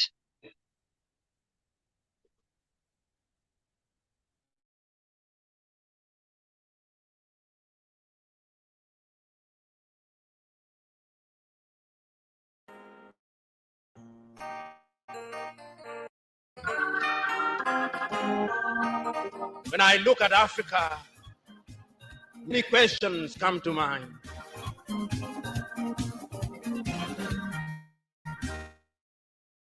Many times I ask myself, what would happen if Mwalimu were to rise up and see what is happening? Many times I ask myself, what would happen if Kwame Nkrumah and Patrice Emery Lumumba were to rise up and see what is happening?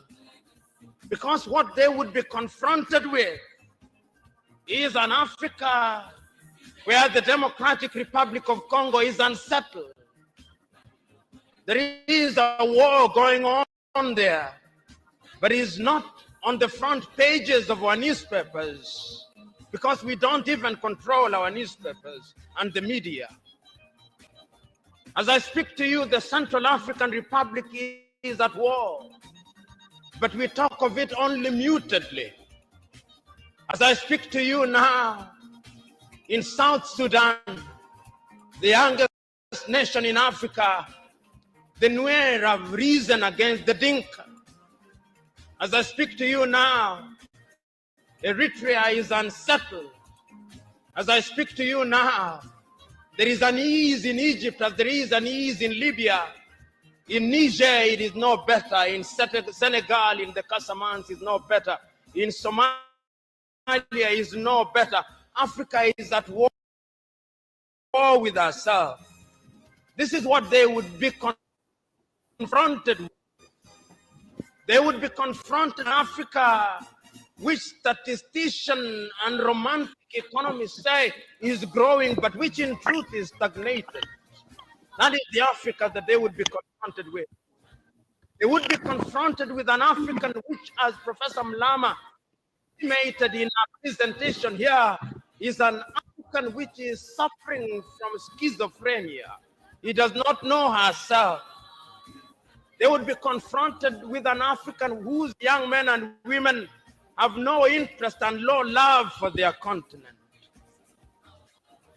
They would be confronted with an Africa where young men and young women are constantly humiliated at the embassies of European countries and at the United States of America as they seek the almighty green card. They would be confronted with an Africa where young men and women from Niger, Nigeria, Senegal, Mali, and Mauritania drown in the Mediterranean. They seek to be enslaved in Europe. This time round, Africans are not wailing and kicking as they are being taken away to be enslaved. They are being seen wailing and kicking as they seek to be enslaved in Europe and America. This is the tragedy of Africa. They'll be confronted with an African where people have lost their self-pride. An Africa where Africans are not proud of their things. An Africa where in the hotels of Dar es Salaam or Nairobi, even food has foreign names. When we fry potatoes, we call them French fries, even when they are fried in Dar es Salaam. That is the Africa that they would be confronted with.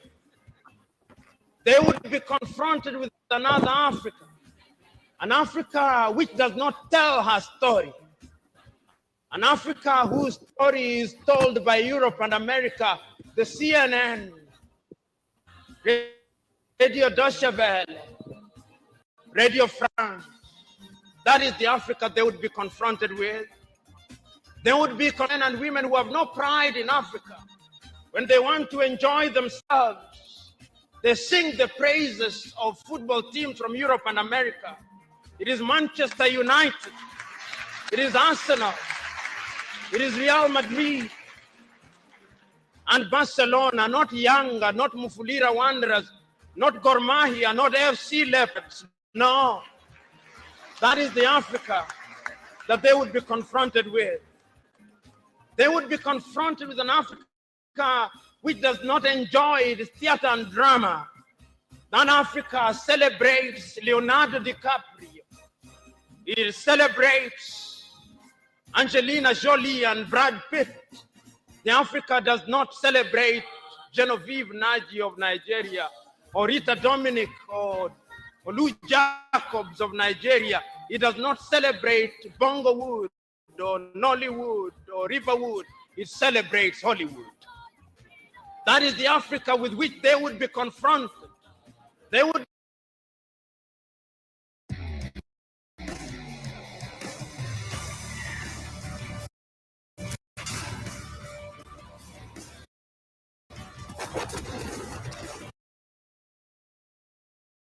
be confronted with the African women whose greatest source of joy is cheap grade B Mexican soap opera, La Patrona, La Mujer de mi Vida, The Rich Also Cry.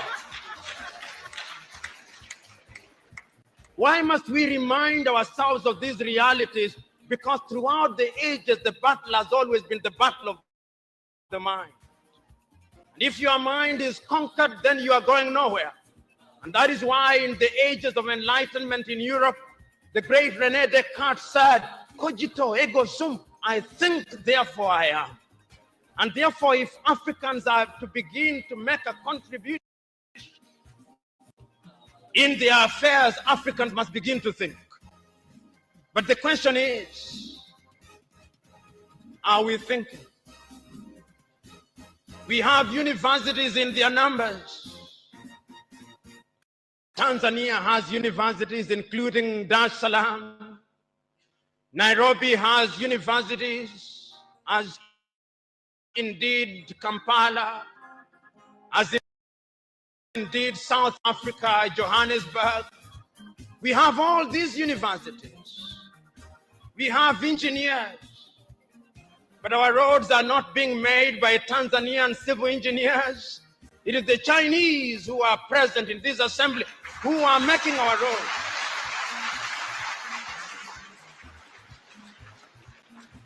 So we have engineers who cannot even make roads. We have doctors whom we have trained. But when we are sick, particularly if we are of the political class, depending on who colonized you, if you are colonized by the United Kingdom, you rush to London. If you are colonized by the French, you rush to Paris. If you are colonized by the Portuguese, you rush to Lisbon. And if you are colonized by the Spaniards, you rush to Madrid, Spain. And recently, because the Asians are beginning to get their act together, we run to India. And very lately, because the Arabs are also beginning to get their act together, we run to Dubai, notwithstanding that we have the Kenyatta hospitals of this country, the Muhimbilis of Tanzania, the Chris Hani Baragwanaths of South Africa, and the Mamayemos of Kinshasa in Zaire or the Democratic Republic of Congo. But we have no faith in our doctors. In the area of education, we also don't have faith. Our political class introduced something that they call free education, that is free indeed, free of knowledge.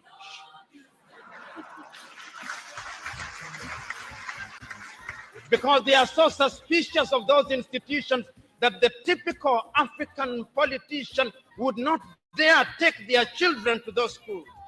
Their children will be educated in the British system, in the American system, so that when they graduate, they go to the United Kingdom, to the United States, Not that there is anything wrong with those institutions, but the agenda is wrong because our leaders long lost the script and ought to be described for who they are, our misleaders. But we are co-authors of our own misfortune.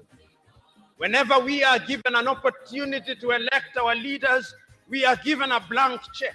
And if you give me a blank check and you allow me to analogize, and you say that I'm given the blank check to buy a Mercedes-Benz, what we do is that when we are called upon, having been so empowered, we buy what one calls a tuk-tuk from India and expect it to behave like a Mercedes-Benz.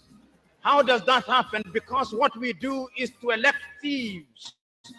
We elect hyenas to take care of goats, and when the goats are consumed, we wonder why.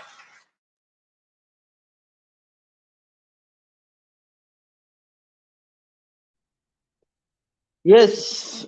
So actually, you have just had a little bit of what we are experiencing, not only just in Africa, but also what we're experiencing all over the world. Because right now, as we're speaking right now, it is just a ticking clock that Rwanda and the Democratic Republic of Congo might get into war, and that one could be having some effects on Kenyan land. Because as you remember, the Democratic Republic of Congo is part of East African Community. The Rwanda is also part of East African Community. So we hope all the best, and we pray for the former president Uhuru Muigai Kenyatta that he will try as much as possible to mitigate the risk that will come, that he will be able to avoid the crisis that might come with such kind of a war on our trade bloc, that is the East African Community. You also saw what happened with the Tigray war. It had impact with the Safaricom, because Safaricom postponed the launching of the project in Ethiopia because of such war.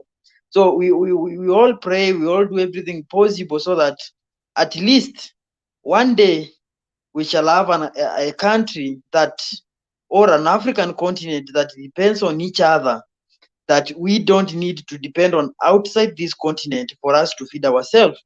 Because as I was seated here and I was asking myself, if today Democratic Republic of Congo had peace, today if Ethiopia had peace, and they decide to cultivate because they are well situated in areas where they receive rainfall, so could Kenya be suffering this way because of lack of where even to get those foodstuffs?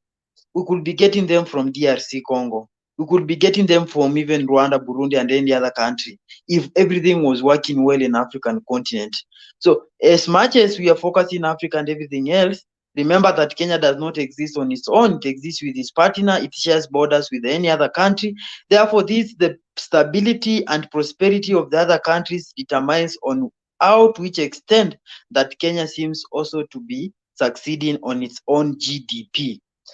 Therefore, it is my wish, it is everybody's wish, that the government in place in Kenya will try to solve the crises that are within our borders, go an extra mile and try to solve that are outside our borders, but they are affecting us directly or indirectly, so that you'll have a country that we shall call it a home, and it's not a country that we shall give up on it. Because I believe on patriotism. It is your right, is your freedom to be in Kenya. I don't wish anybody to reach at a point that he feels that Kenya is no longer a country of his choice. I wish that everybody will be happy that this is my country, not by the say, but by the action and what the government will do to ensure that every citizen gets what he or she deserves and the best of it. So Njiru,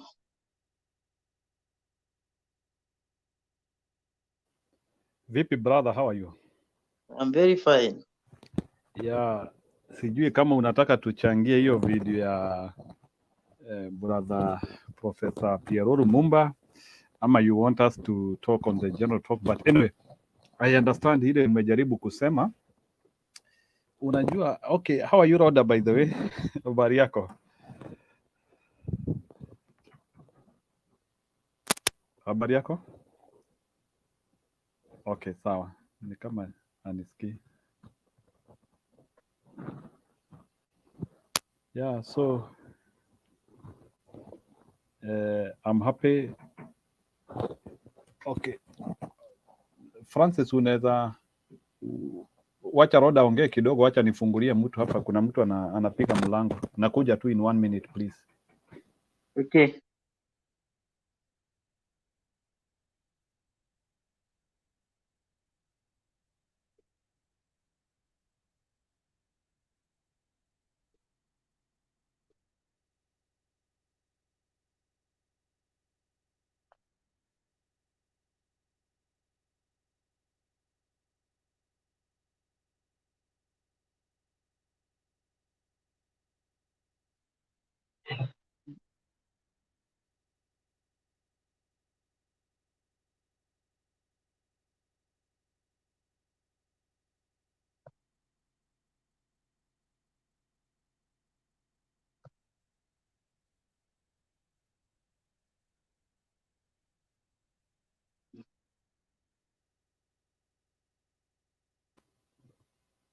Kuna mtu anaongea?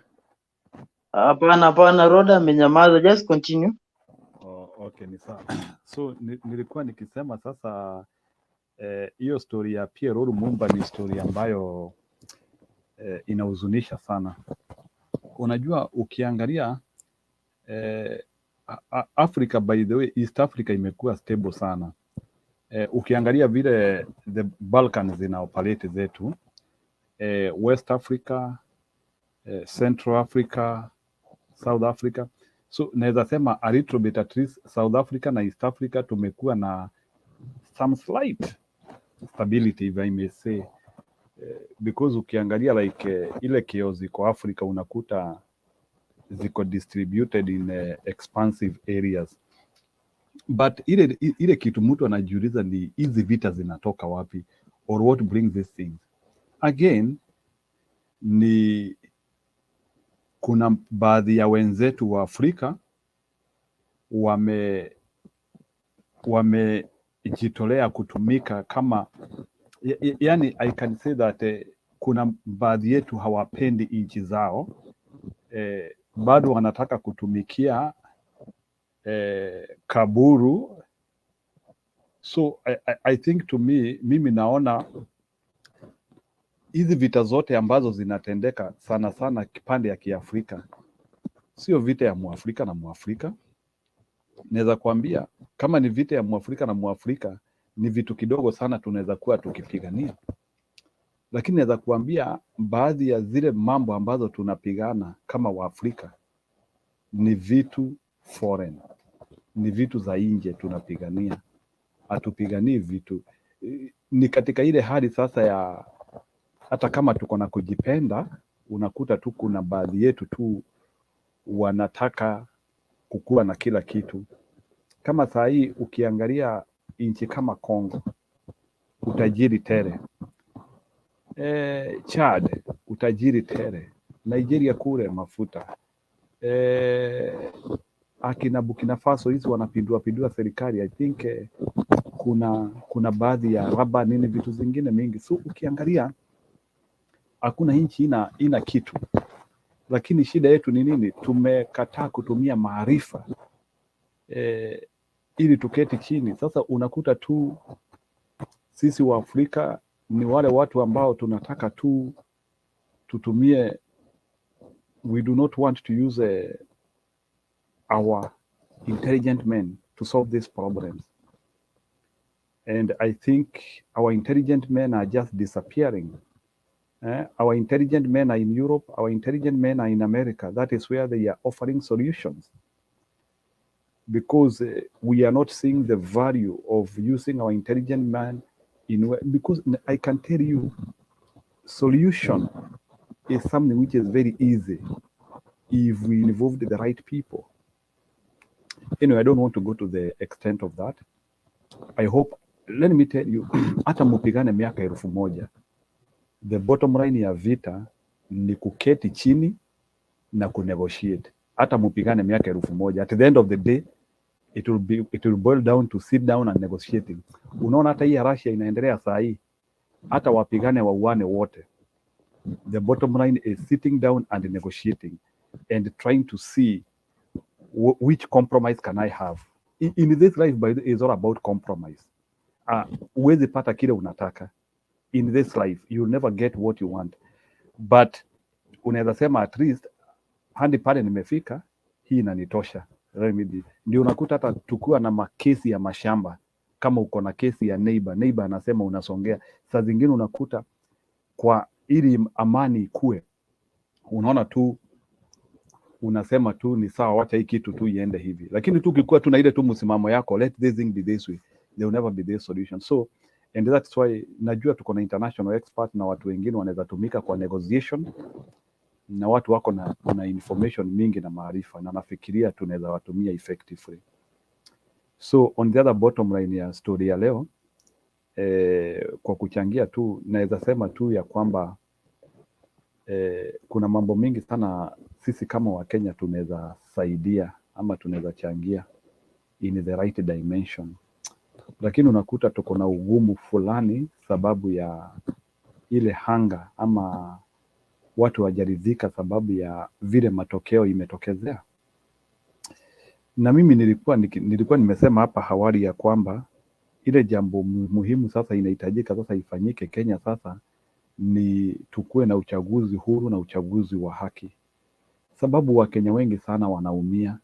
Wakenya wengi sana hata kama hawana wako na hiyo moyo ya kusaidia. Tunaona just the other day that hatukuridhishwa, ni kama mambo fulani ilitendeka ile ambayo haikuturidhisha. So nasema sasa ni katika ile hali, so hata saa zingine wale Wakenya wanaumia katika akili. Hata saa zingine ukijaribu kuwaita kuja tujenge taifa, tulipe kodi pamoja, tufanye nini, unasikia watu wako na ile kutoamini serikali, sababu wanasema kama mkuweza kutupia uchaguzi mzuri, hata tukiwapia hii pesa mtapelekea wale ambao the people who are hurting. Unajua everything boils down to honesty, na unakuta sasa kama watu hawana uwazi, honesty, ni ngumu hata kuita vitu zingine zifanye kazi pamoja. So hata pia Rum mwenyewe hizo vitu zote unasikia akiongea, he is talking about uwazi, honesty, na bila uwazi ni vitu mingi sana zitafeli katika demokrasia. So mimi ningehimiza Wakenya, we have to keep on fighting na tusipoteze moyo na matumaini ya kwamba ati hii nchi haiwezi saidika. Hii nchi yetu inaweza saidika, lakini naweza sema ya kwamba kuna vitu mingi sana tumepoteza in terms of honesty. Na mimi, let me tell you, mimi hata ukiniambia ni late serikali yangu sahi in terms of honesty, I cannot give them any marks, because already they were not able to deliver for me a credible election. So if my government was not able to deliver for me a credible election, how can I say that they will deliver this, they will do this? So that mistrust which was brought by electioneering period is what is destroying our country. I can tell you, munaweza sema ati ni watu wakubalingi matokeo. Hii sio story ya kukataa matokeo. Let me tell you, hata mtu ashindwe na umuoneshe vile ameshindwa, I don't think that vichwa zetu ni ngumu sana kuelewa. If today mtu tu aniweke chini leo hapa, anitolee mahesabu, aniambie Raila Odinga alishindwa hivi, I will feel relieved. But naona in Kenya we are having all that big effort ati ya kusema hiyo maneno tusahau. Hiyo maneno tutasahauaje? Na mimi personally in my own initiative, no one is coming to prove to me how these elections were lost. Mtu anionyeshe numbers, aniambie hii 7.1 million ilipatikana hivi, hii 6.9 million ilipatikana hivi. This is the processes, these are the votes in, these are the votes out, this is what happened. Sasa the only thing mimi naonyeshwa vitu ya IBC, there is so much disconnection. Ile vitu tu naonyeshwa ni we know what happened. That dishonesty is what cannot bring us together. Wacha nikwambie, India is a connected country, the biggest democracy in the world. Brazil is also another democracy. We are hoping that they will also be able to do a good election. Lakini hakuna nchi ambayo hiwezi songa as long as mko na uchaguzi wa uwazi, lakini ile mambo inatusumbua hapa Kenya ni uchaguzi yetu ijafika to the level of satisfaction. Yani tunafanya tu ni kama yani hata uchaguzi kiisha, yani ni vile tu tunasahau wingi tu, but tunasahau kilema ambayo inakuja kutusumbua tena. So na hata ukisikia Wakenya wakisema wao ni kama wajisikii kama Wakenya, hata yani unakuta hata saa zingine yes kuna watu wako na njaa Turkana na wapi, lakini unakuta yani hiyo disconnect and the pain, we can't be able to assemble and help these people as a unit, because there are some Kenyans who feel pain. The same government which is calling for your help and your support na vitu zingine, it is the same government which is depriving you from enjoying the leadership which you want. So unakuta sasa there are two opposing powers which are becoming a negative force towards achieving anything. And the people who I want to blame is IBC and the Supreme Court of Kenya, because they deliberately took Kenyans to the situation in which we are in today. They are the biggest negative energy drivers in Kenya, IBC and Supreme Court. And I think going forward, hizi vitu, it is either we abolish them or we come up with a method in which we can be able to audit IBC, we can be able to audit Supreme Court. Hii Supreme imekuwa Supreme sana. Unajua, I did not know that kwa hii maisha kuna kitu ndiyo mwisho.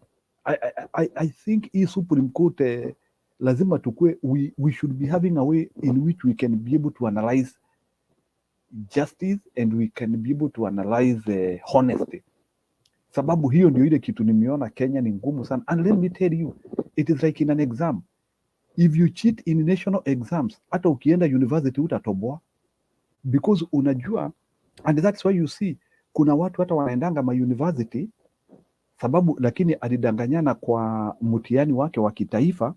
He was not a good student, lakini maybe alitumia leakages or other things na akapata very high marks, then anaenda anakuwa admitted to do very prestigious courses, maybe amekuwa admitted kufanya engineering, kufanya medicine na vitu zingine.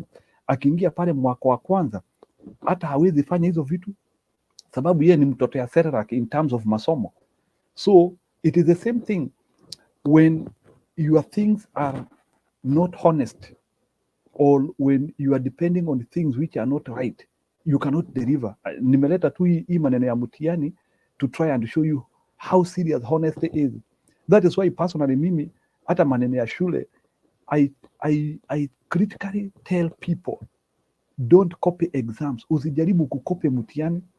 You are building bad character in terms of rigidity of your connections to doing great things.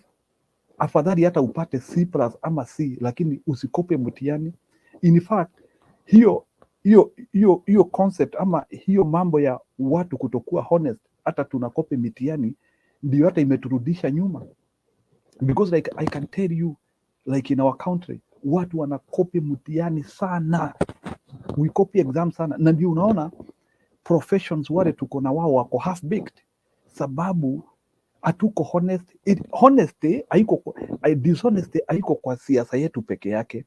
Dishonesty yetu iko in our way of life. Imagine na huyu mtu anakopi mtihani ni mtoto wa miaka 14 na miaka 17. Hao ndio wale watu sasa tunaanzia kuwa orient kwa dishonesty at a very high age. Na ndio unakuta pia innovation yetu iko chini sana sababu ya these things of dishonesty. Ndio unakuta product ya hii dishonesty ndio hata hizi government tuko nazo sahi. That is why dishonesty will always kill a country. And now what we are suffering now right in our own eyes is the accumulation of dishonesty over years. Hao watu wote ni watu ambao wherever they have been, they have never been honest on anything. That is why ni mtu ambaye anakuja anakupea promise during campaign, then his first press conference ni ya walk down everything alikuambia. Kama sasa historia historia ya Mtumba, we were very categoric that kama tunataka kugrow industry zetu lazima turegulate Mtumba, hata kama ni kuipunguza by 50% ama kupunguza yote, but tulikuwa tumesema hii Mtumba lazima tufikirie story yake. Sasa hiyo mambo ndio Kenya Kwanza wanatuletea sasa, the same thing ambayo walitumia kunegate Raila Odinga Mount Kenya. In fact, wacha nikuambie hii maneno ya Mtumba na vitu vingine ndio walitumia kupoison kampeni ya Raila Odinga in Mount Kenya region. Hadi wakaongezea wakasema ati baba amesema ati Mtumba ni ya mfu.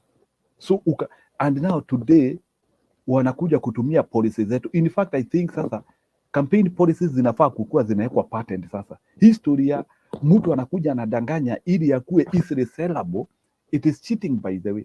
Sababu huyo mtu akupei playground, mimi naongea vizuri, naongea ukweli, alafu sasa nakuwa na hitirafu, alafu wewe unakuja unadanganyana, unasema tu acha kwanza nipate serikali, nikifika na huko mbele nitajua vile nitafanya. So tunakuwa vulnerable sababu we are not auditing people. So unakuta sisi hatu audit watu, we are not serious on anything. So ndio najaribu kusema hapa ni vibaya sana kukua na waongo ama kukua na uongo. And the same people ambao ni waongo, they are living, wanaishi kwa nchi ambayo inasema ni 87% Christian. And hiyo kitu mimi mwenyewe inaniumiza kichwa. 87% Christian, tuko na Waislamu pia hapo tele, lakini uaminifu hakuna hata kidogo. Na makanisa zinajaa Sunday. Makanisa like the Kenyan population ile, every Sunday 15 million people wako kanisa Kenya mzima. 15 million people wako kanisa. Na hao watu wote ndio wanadanganya. Wengine hapo sisemi ni wote. So hii dishonesty ndio sasa hata inawafanyia kazi kwa zile vyeo ya juu. So ndio nasema sasa lazima tuanzie kukua. Sasa na sio kuleta watu kama akina Mashogu ambao najua hata hakuna policy atakuwa nayo ya kuzuilia mitihani kukopi. So mimi nasema hizi mashida tuko nazo Kenya zimeanzia mbali. Zimeanzia kutoka kulewa kwetu. Yaani hatujakuwa na system ambayo inaweza elevate wale watu ambao wako na ukweli na haki to the levels ya kukua wanazoonekana. System yetu ni ya wale watu ambao wanaweza jificha, wale watu ambao ni wadanganyifu, uwizi pale. Those are the things we protect. Lazima tuanzie kujenga system ambayo we start rewarding honesty. Yani kuna watu pahali hawezi hata beba kitu ya mtu, lakini hao watu wanahangaika, hata wanaweza kuwa na masomo kubwa sana, lakini unakuta huyo mtu hata ukimwekelea hapa atalinda mali yenu. Lakini ni Wakenya wangapi wako na vyeo za juu saa hii serikali tuko nayo, hata ukimwekelea hapo unajua hiyo mali yako atalinda. I'm not sure if we even have a single guy in Kenya right now who we can say that huyu mtu atatulindia mali yetu. Tuko tuna watu ambao tunajua watatuharibia hiyo vitu yetu kabisa. So in a nutshell, what I'm saying is that we are now having a problem right in our own eyes. Na hii shida aishi saa hii. Hii shida lazima Mkenya aanzie kubadilisha mafikira. Bwana Francis, sasa Mkenya lazima aanzie kubadilisha mafikira na tuanzie kujua ya kwamba if you don't think, kama hutafikiria, you are postponing the same problem to your generation. At hiyo shida si ati inaisha. Kama we Francis ama Roda saa hii usipofikiria saa hii, kutofikiria kwako itabidi mtoto wako afikirie times 2. Afikirie yake na afikirie ile ilikuwa yako. Hiyo ndio inakuanga shida. That's why unasikianga any problem postponed by a generation is an havoc to the next generation. It's that simple. So kizazi chetu, our generation, kama hii generation yetu hatutafikiria hizo mashida zote, so it means that, and in any case, watoto wetu wasikuwe na busara ama hawataweza kukua zaidi yetu, ni kumaanisha hizo mashida zitaendelea. So lakini tunaweza kuwa watu ambao wanaweza maliza hizi mashida zote kwa sasa, tukifikiria vizuri, tukitoa hiyo akili ya tribalism ambayo imekuwa ikitubedevil, ati sisi watu ya Mount Kenya tunafanyanga hivi, sisi watu ya nini tunafanyanga hivi, and yani assembling on corruption, assembling on bad things, assembling on hate. We have to say, sisi kama wa Kenya tunafanyanga hivi. We have now to start assembling as one tribe. Ona sasa hii njaa hata itaki kujua kama ulipigia Azimio ama hiki kitu kingine. Hii njaa sasa inarainisha kila mtu regardless of who he is. So Kenyans need to understand that your political orientation has nothing to do with the delivery. Wewe angalia pale mbele, and we have to start now doing now cross checking, whereby wewe ni mtu ya Azimio, you can pick this. Wewe ni mtu ya UDA, you can pick this. But this idea of narrowness, wewe kama ni mtu wa UDA uwezi angalia side mirror uone ya kwamba there is a baggage you are carrying, is wrong. So we have to call this government as it is, and we need them to deliver, because we are paying them. By the way, for your information, they are not working for free. Hakuna kujitolea tu, wanajitolea. Hawa watu wote tunawalipa sana. We are using a lot of money to assemble a government, and they have to be responsible to us. So Bwana Francis, as I conclude, is that hii serikali lazima ikuwe accountable kwetu, lazima wajibu maswali. They have to keep on improving and being good people. So that's what I'm saying. Otherwise, things are not good the way they are doing. Thank you.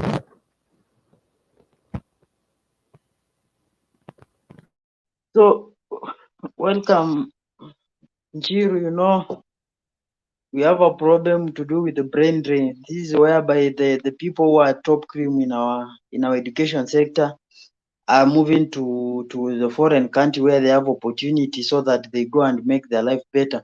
You know, at the end of the day, even if no matter how much you love your country, as long as your life is not taken care, it becomes a problem.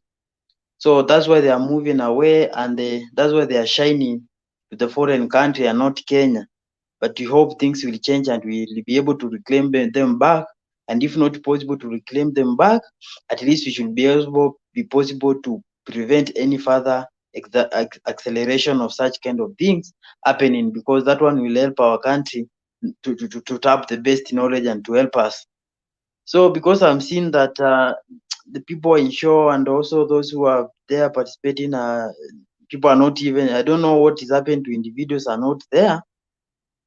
So I think Roda shall give a concluding remarks plus Njiru, so that I think we shall end the show. That one will be, you shall call it a day. I don't know what is happening with the people. All could be anger, maybe getting into people's root so much into a point that you cannot make it here. So, Roda. Thank you so much. And today people, they don't want to come. So you guys are welcome. Come and listen together. We must speak. Hizi mambo ya kupitia pale nini, tunaongea ukweli. Pale nchi yetu imepotea na pale nchi yetu inatakikana ikue, kwa sababu nchi yetu haiko vizuri saa hii. Tunaona, well, unajua kitu kile, something happened with the Ruto government. I was speaking the truth. He did mistake when he took the office. Immediate, especially when the first time when he was swearing, it was actually, I don't know how to say. Actually, Kenyan people are very nice, because how can you see? Since I was born, I have seen how many presidents be swearing. I don't know whether Moi used to be swearing. I don't remember, because Moi was still in the vote all the time, 4 years. But in Uhuru and Kibaki, those are people I've seen them swearing. And they used to invite the president from whole Africa. But I remember when Kibaki, when Uhuru was swearing in Kibaki, when Kibaki was, I know when Kibaki was swearing, when Moi wanted to go to the retired, it was very nice, translate. It didn't have any corrupt, nothing conflict. Na ujue Moi akuwaga very good friends with Kibaki. Moi he was working in the cabinet of Kenyatta, Mzee Jomo Kenyatta, and then he was working to the Moi government. So they didn't, but Kibaki was very quiet. As you said before, Kenya, all Kenyans, masomo ni kitu vizuri sana. Unaona kama the late Moi Kibaki ni mtu amesoma sana. The late Moi Kibaki, he went to Makerere University. By the way, he was very good friend with Museveni. Museveni was very good friend with Kibaki. Kibaki went in Makerere University, and I think he came from a very stable family. And then he went to Scotland. And so the man was very, very educated. You know, when you're educated, you don't fight with people, they are coming retired. That's why I understand Kibaki, he was very peaceful. As you say, education is a key. The man who said education is a key, because when we learn a lot, we learn about the law, we learn about the constitution. For example, like these lawyers, the one that we are deciding about to have win. I don't know those people there. I don't know. I don't feel Mother Koome have really studied university. I don't think so. I don't think the Mother Koome have been university. I don't know. Because the way she was saying about the paper she was reading, it's like, you know, we know lawyers, how when you're a lawyer, you don't come any side because you have studied the law. Ukiwa umesoma law, unajua hawezi favor any side kwa sababu umesasoma. Na kusoma kitu law is not easy. That's why ukisoma the law, you have to study 5 years. You study the law, you study how to behave, you study how you have to be righteousness, but I don't think Mother Koome she have been university. I think they need to ask him her the papers if she have been university. So people like Kibaki, they were very educated. I don't know whether Moi, he went to university. I don't know how the background of the Moi educations, but Kibaki was very, very, very educated. That's why he did very well proceed. And Kibaki was, I don't know whether they invite many presidents from Africa. I don't know. And but when Uhuru came in translate, it was peaceful. Kibaki give Uhuru very peaceful. In fact, even Uhuru give chance Kibaki to speak the last chance. Actually, when Kibaki was retired, I was crying a lot. You know why? Because Kibaki have delivered us. When Moi was retired, Kibaki delivered our country with a big, big, big, big deliver. And you know, when Moi left in Kenya, in State House, he didn't left anything in the bank. He didn't left anything. No money was left.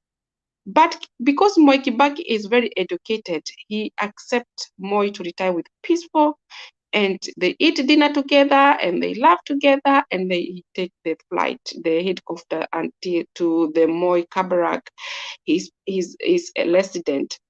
I remember. So the many things I have been learning for those places, I have learned many things with the Uhuru and the Moi Kibaki, because they have never, ever, ever, ever, they didn't abuse. He didn't abuse Uhuru when he was retired. It's not because they are the same tribe. I don't believe about that, because he's educated and he has been studied the law. And you know, we have a new constitution, the one we got 2010. And 2010 is say you have to treat the former president like this. Yeah. So I was very surprised. People from another president, they were treated more better than Uhuru.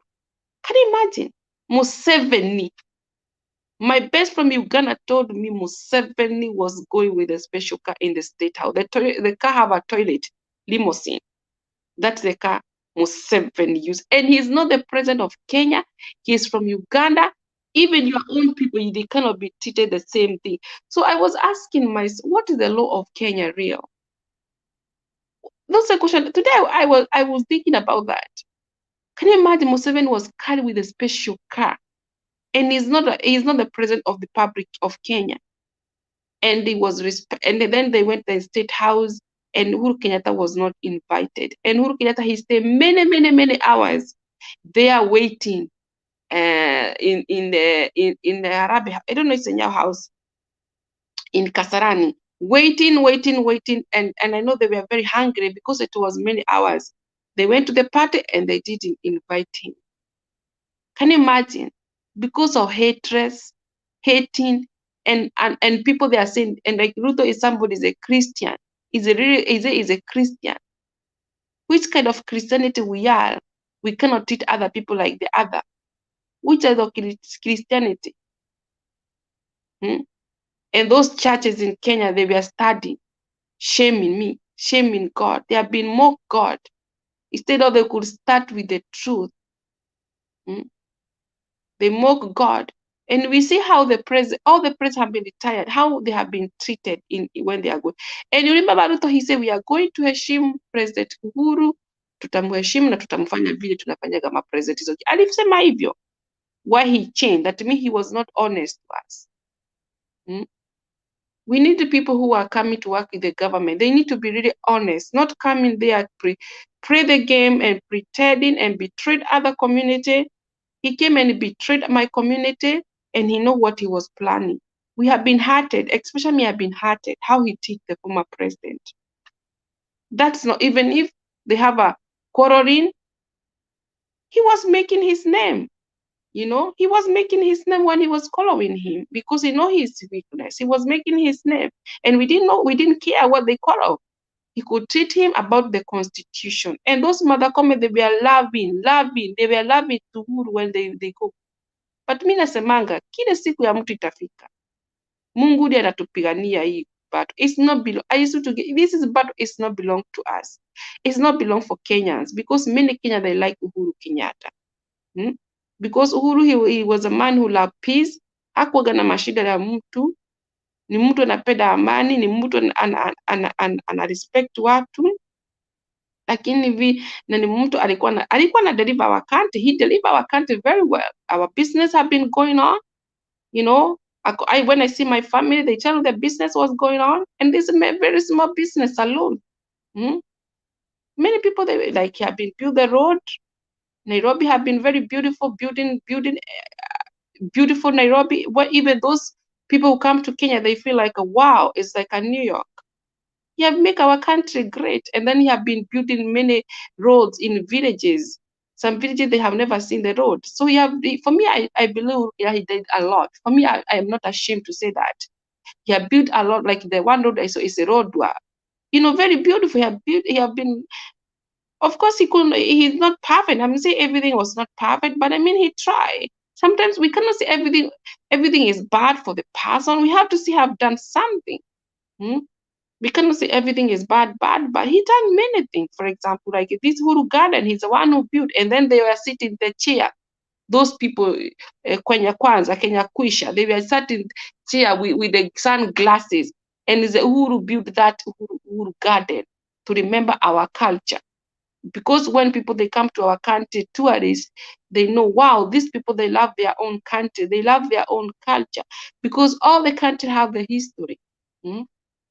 But they have said they have not done nothing. And that's not the truth. Many people, they have been getting rich in the Kenyatta administration. I know many people, they get rich because of the Kenyatta administration, because he was lifting up the business people. People, they have a small business. He was lifted. I know one man, I think he was selling maize.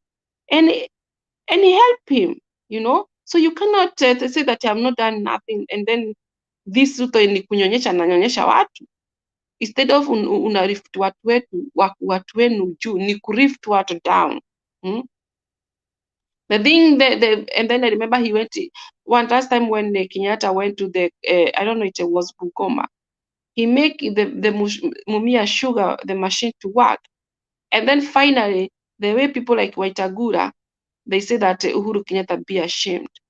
He cannot be ashamed. Why he be ashamed? He did what he can. You need to be ashamed yourself. We will never be ashamed for the Uhuru Kenyatta. We always love you. He never be ashamed. Why he be ashamed? He have done what he was supposed to do.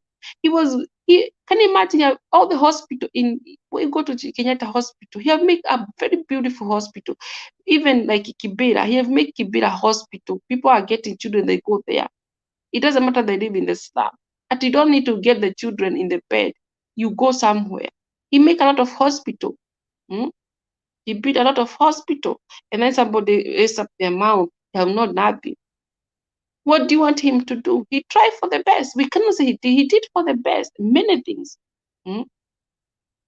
He bring the school good. School. I used to see the children. They were very fresh. The children, and nobody have ever seen that complaining. And then the way they treat him is like a mafia. Kama vile mtu anaenda choo na kunia ndio wanimtreat, si kama wao. Mimi nikasirika. I'm still sad. That's not good the way they treat him. We need to treat other people, respect one another, treat one another like you want to be treated. The way you want other people to treat you, treat them. Si kuona ati Kenya ni ya mtu, ati mtu ametafanya vile nafanya. Hapana, kama niseme kama Kibaki alikuwa anasema, hapana. That's not, everybody there need to be treated the same equal. No matter who you are. Si kuona watu wengine ni takataka. Ama nyinyi ni ma tribe zingine ni takataka. Hata sisi ni Wakikuyu, we have right to stay in Kenya. This is our country.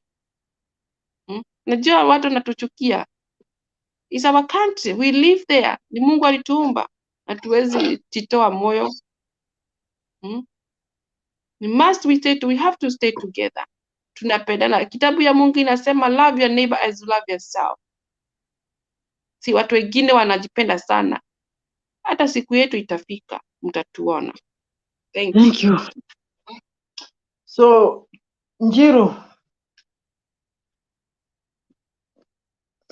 So, Njiru can give you a concluding remark so that we close the show, because I'm seeing even the people who are also watching, there are very few. I think they have also left, so that we close the show, because it seems that things are not right, because Kenyans should be here, and when you see they are not here, this must be something that is certain in them.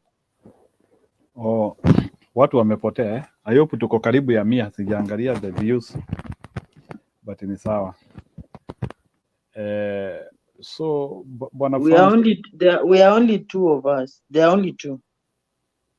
Wow, then that's a serious decline, but no problem. So anyway, hatutapoteza moyo, tutaendelea na this conversation, sababu na I believe this conversation is building someone.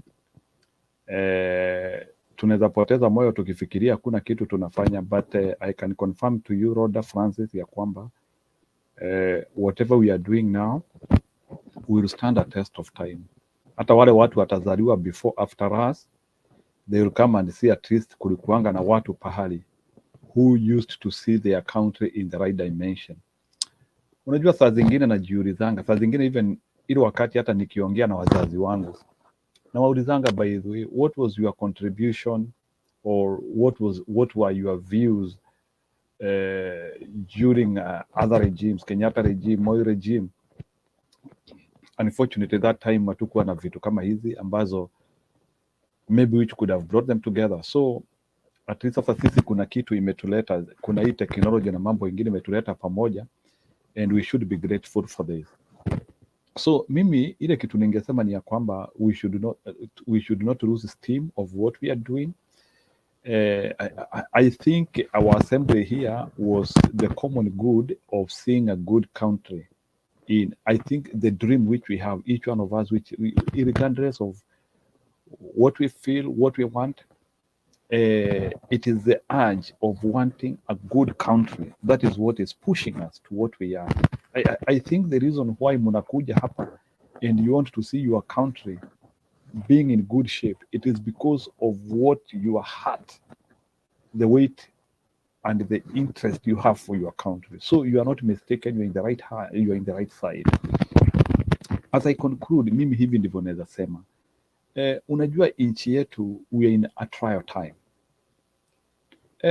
And you know that even biblically, it used to reach a time when the Jews, the Israelites, the Ammon, watu wengine, Jebusite, there used to be some trial time. Munakuta saa zingine nchi imekuwa na mambo mingi imetendezea. You have to go to war, you have to fight famine, there were so many things which were happening. But there was a parallel I was drawing. I remember the time of Elijah, the time when there was a famine of 3.5 years, and what they were doing as a people to try and... So what I've come to realize is that issues, problems, calamities, they are supposed to bring people together with a common goal. With that well wish and saying that we can solve this problem. But there is a problem which I'm having. Najiuliza, why is it that hii njia imekuja kujiamplify so much after we have finished the election? Could it be like for the last 1 year tulikuwa tumezembea sana, hakuna we didn't do some what was supposed to be done here and there. Sasa mambo imekuja mara moja ikatukwaba. Think about that. On the other side, ningetaka kusema ya kwamba we should also not forget that tuko na serikali mbili, tuko na the national government and the county government, na hata zile regions ambazo ziko na shida sana saa hii, kule ambako hakuna maji, hakuna chakula, at least hata kabla ya serikali kuu ifike, wako na serikali ndogo, na hizo serikali zote ndogo nafikiria kuna kiasi cha pesa wanapewa. So mimi ile kitu ningetaka kuona ile pesa ambayo watu ya Turkana wanapewa wanaitranspose aje ku mitigate zile mashida wako nazo saa hii. Nataka kusikia serikali ya Turkana wametoa kama bilioni 1. Najua serikali ya Turkana wanapokea karibu bilioni 13 pesa ya serikali. Nataka kusikia governor ya Turkana, governor ya West Pokot wametokezea na waseme sisi kama county tumepledge 500 million kwa hili janga ambalo liko kwa watu wetu. Those are the things we need to hear. Sababu hii story ya kila saa kusema serikali saidia is a wrong motive. The government should meet us on the move. The government should meet us doing something. So mimi hiyo ndio naona sasa iko itirafu kidogo. So mimi sitaki kuona governor analia. Mimi nataka kuona governor analia na solutions. Governor anasema mimi nimefanya hivi, I have mitigated this, I've cushioned this way. This is the amount of work done, this is the amount of work remaining. Lakini sasa mimi nikiangalia magavana wote wanalia tu, they are not giving the tiniest of a solution. It's wrong. So let's see a diversion of public utility on this calamity. Let's see people who are thinking on one dimension to solve this calamity. So tusione watu ambao wanalia sana, whereas wamepewa nguvu na mamlaka ya kufanya vitu kidogo kidogo hapa na pale. So I urge our governors, please harmonize your concept, harmonize your contingencies. There are some contingencies you can do. You can slash some budgets here and there, and you make your people to close over this burden. Remember that hii burden haiishi. By December we will be out of state, because I know we will receive some rain, we will harvest in other areas, and we will be able to distribute that food. So kuweni tu na hiyo contingency plan. Then the other thing nilikuwa nikitaka kuzungumzia is about now I think now the electioneering period is over, and I don't think now that Kenyans we are disagreeing on in terms of leadership. No, we are not disagreeing on leadership. Now, what we now need to put our leg forward is now we have to start thinking about the next election. And when I talk of thinking about the next election, what am I saying? The next election is now, this is the time.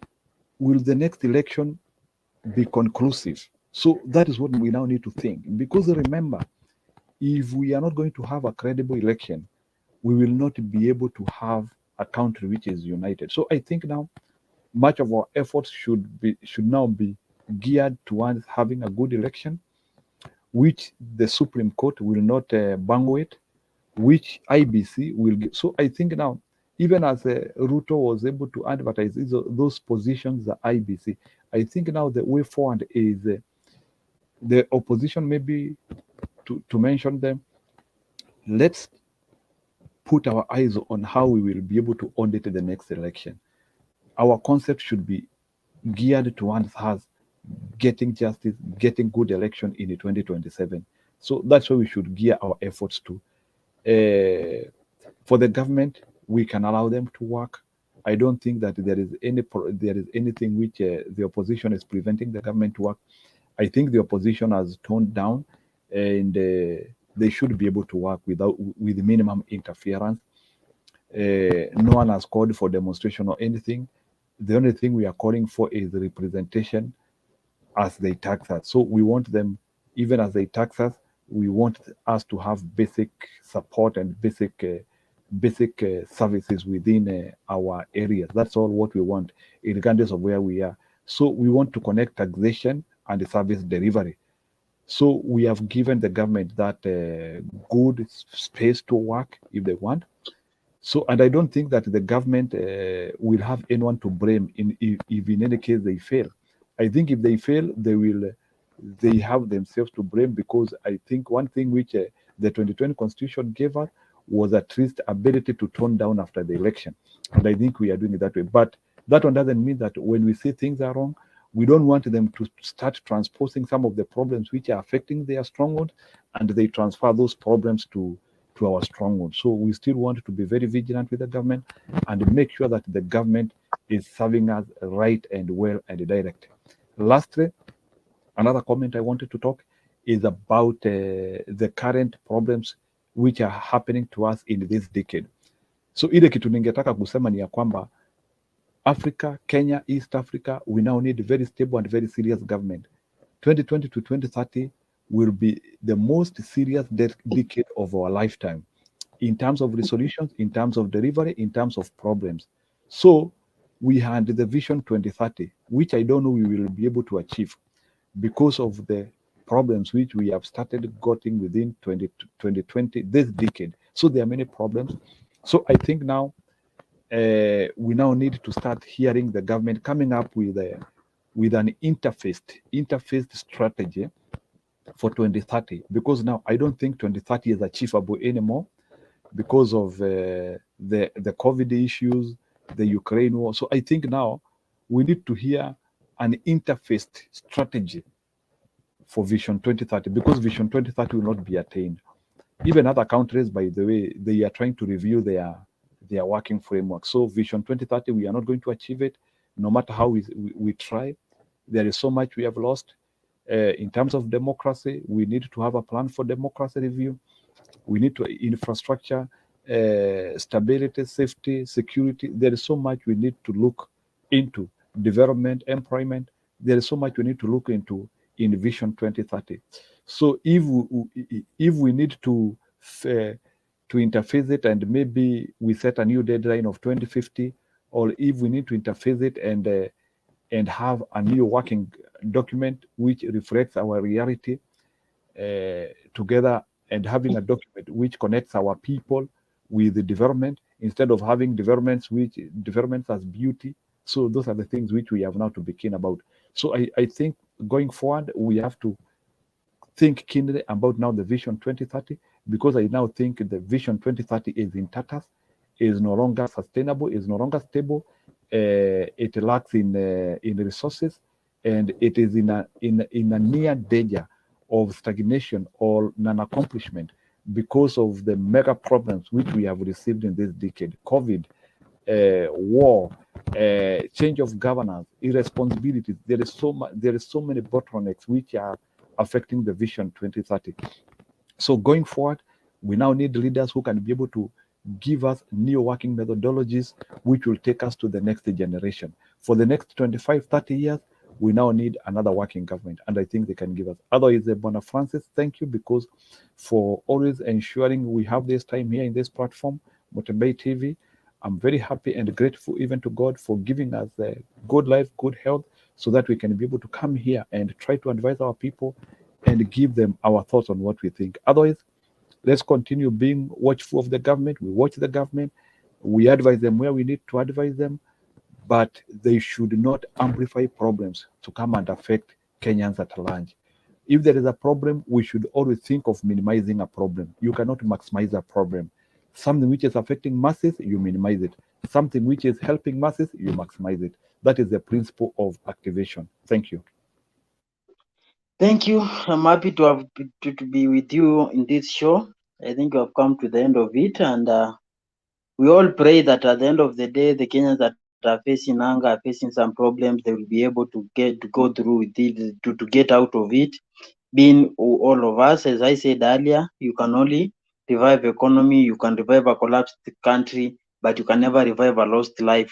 We hope that nobody will lose a life during this crisis of hunger, and government will try to do as much as possible at least to keep them alive, so that tomorrow they will be the labor force that will be required to develop our good country, Kenya.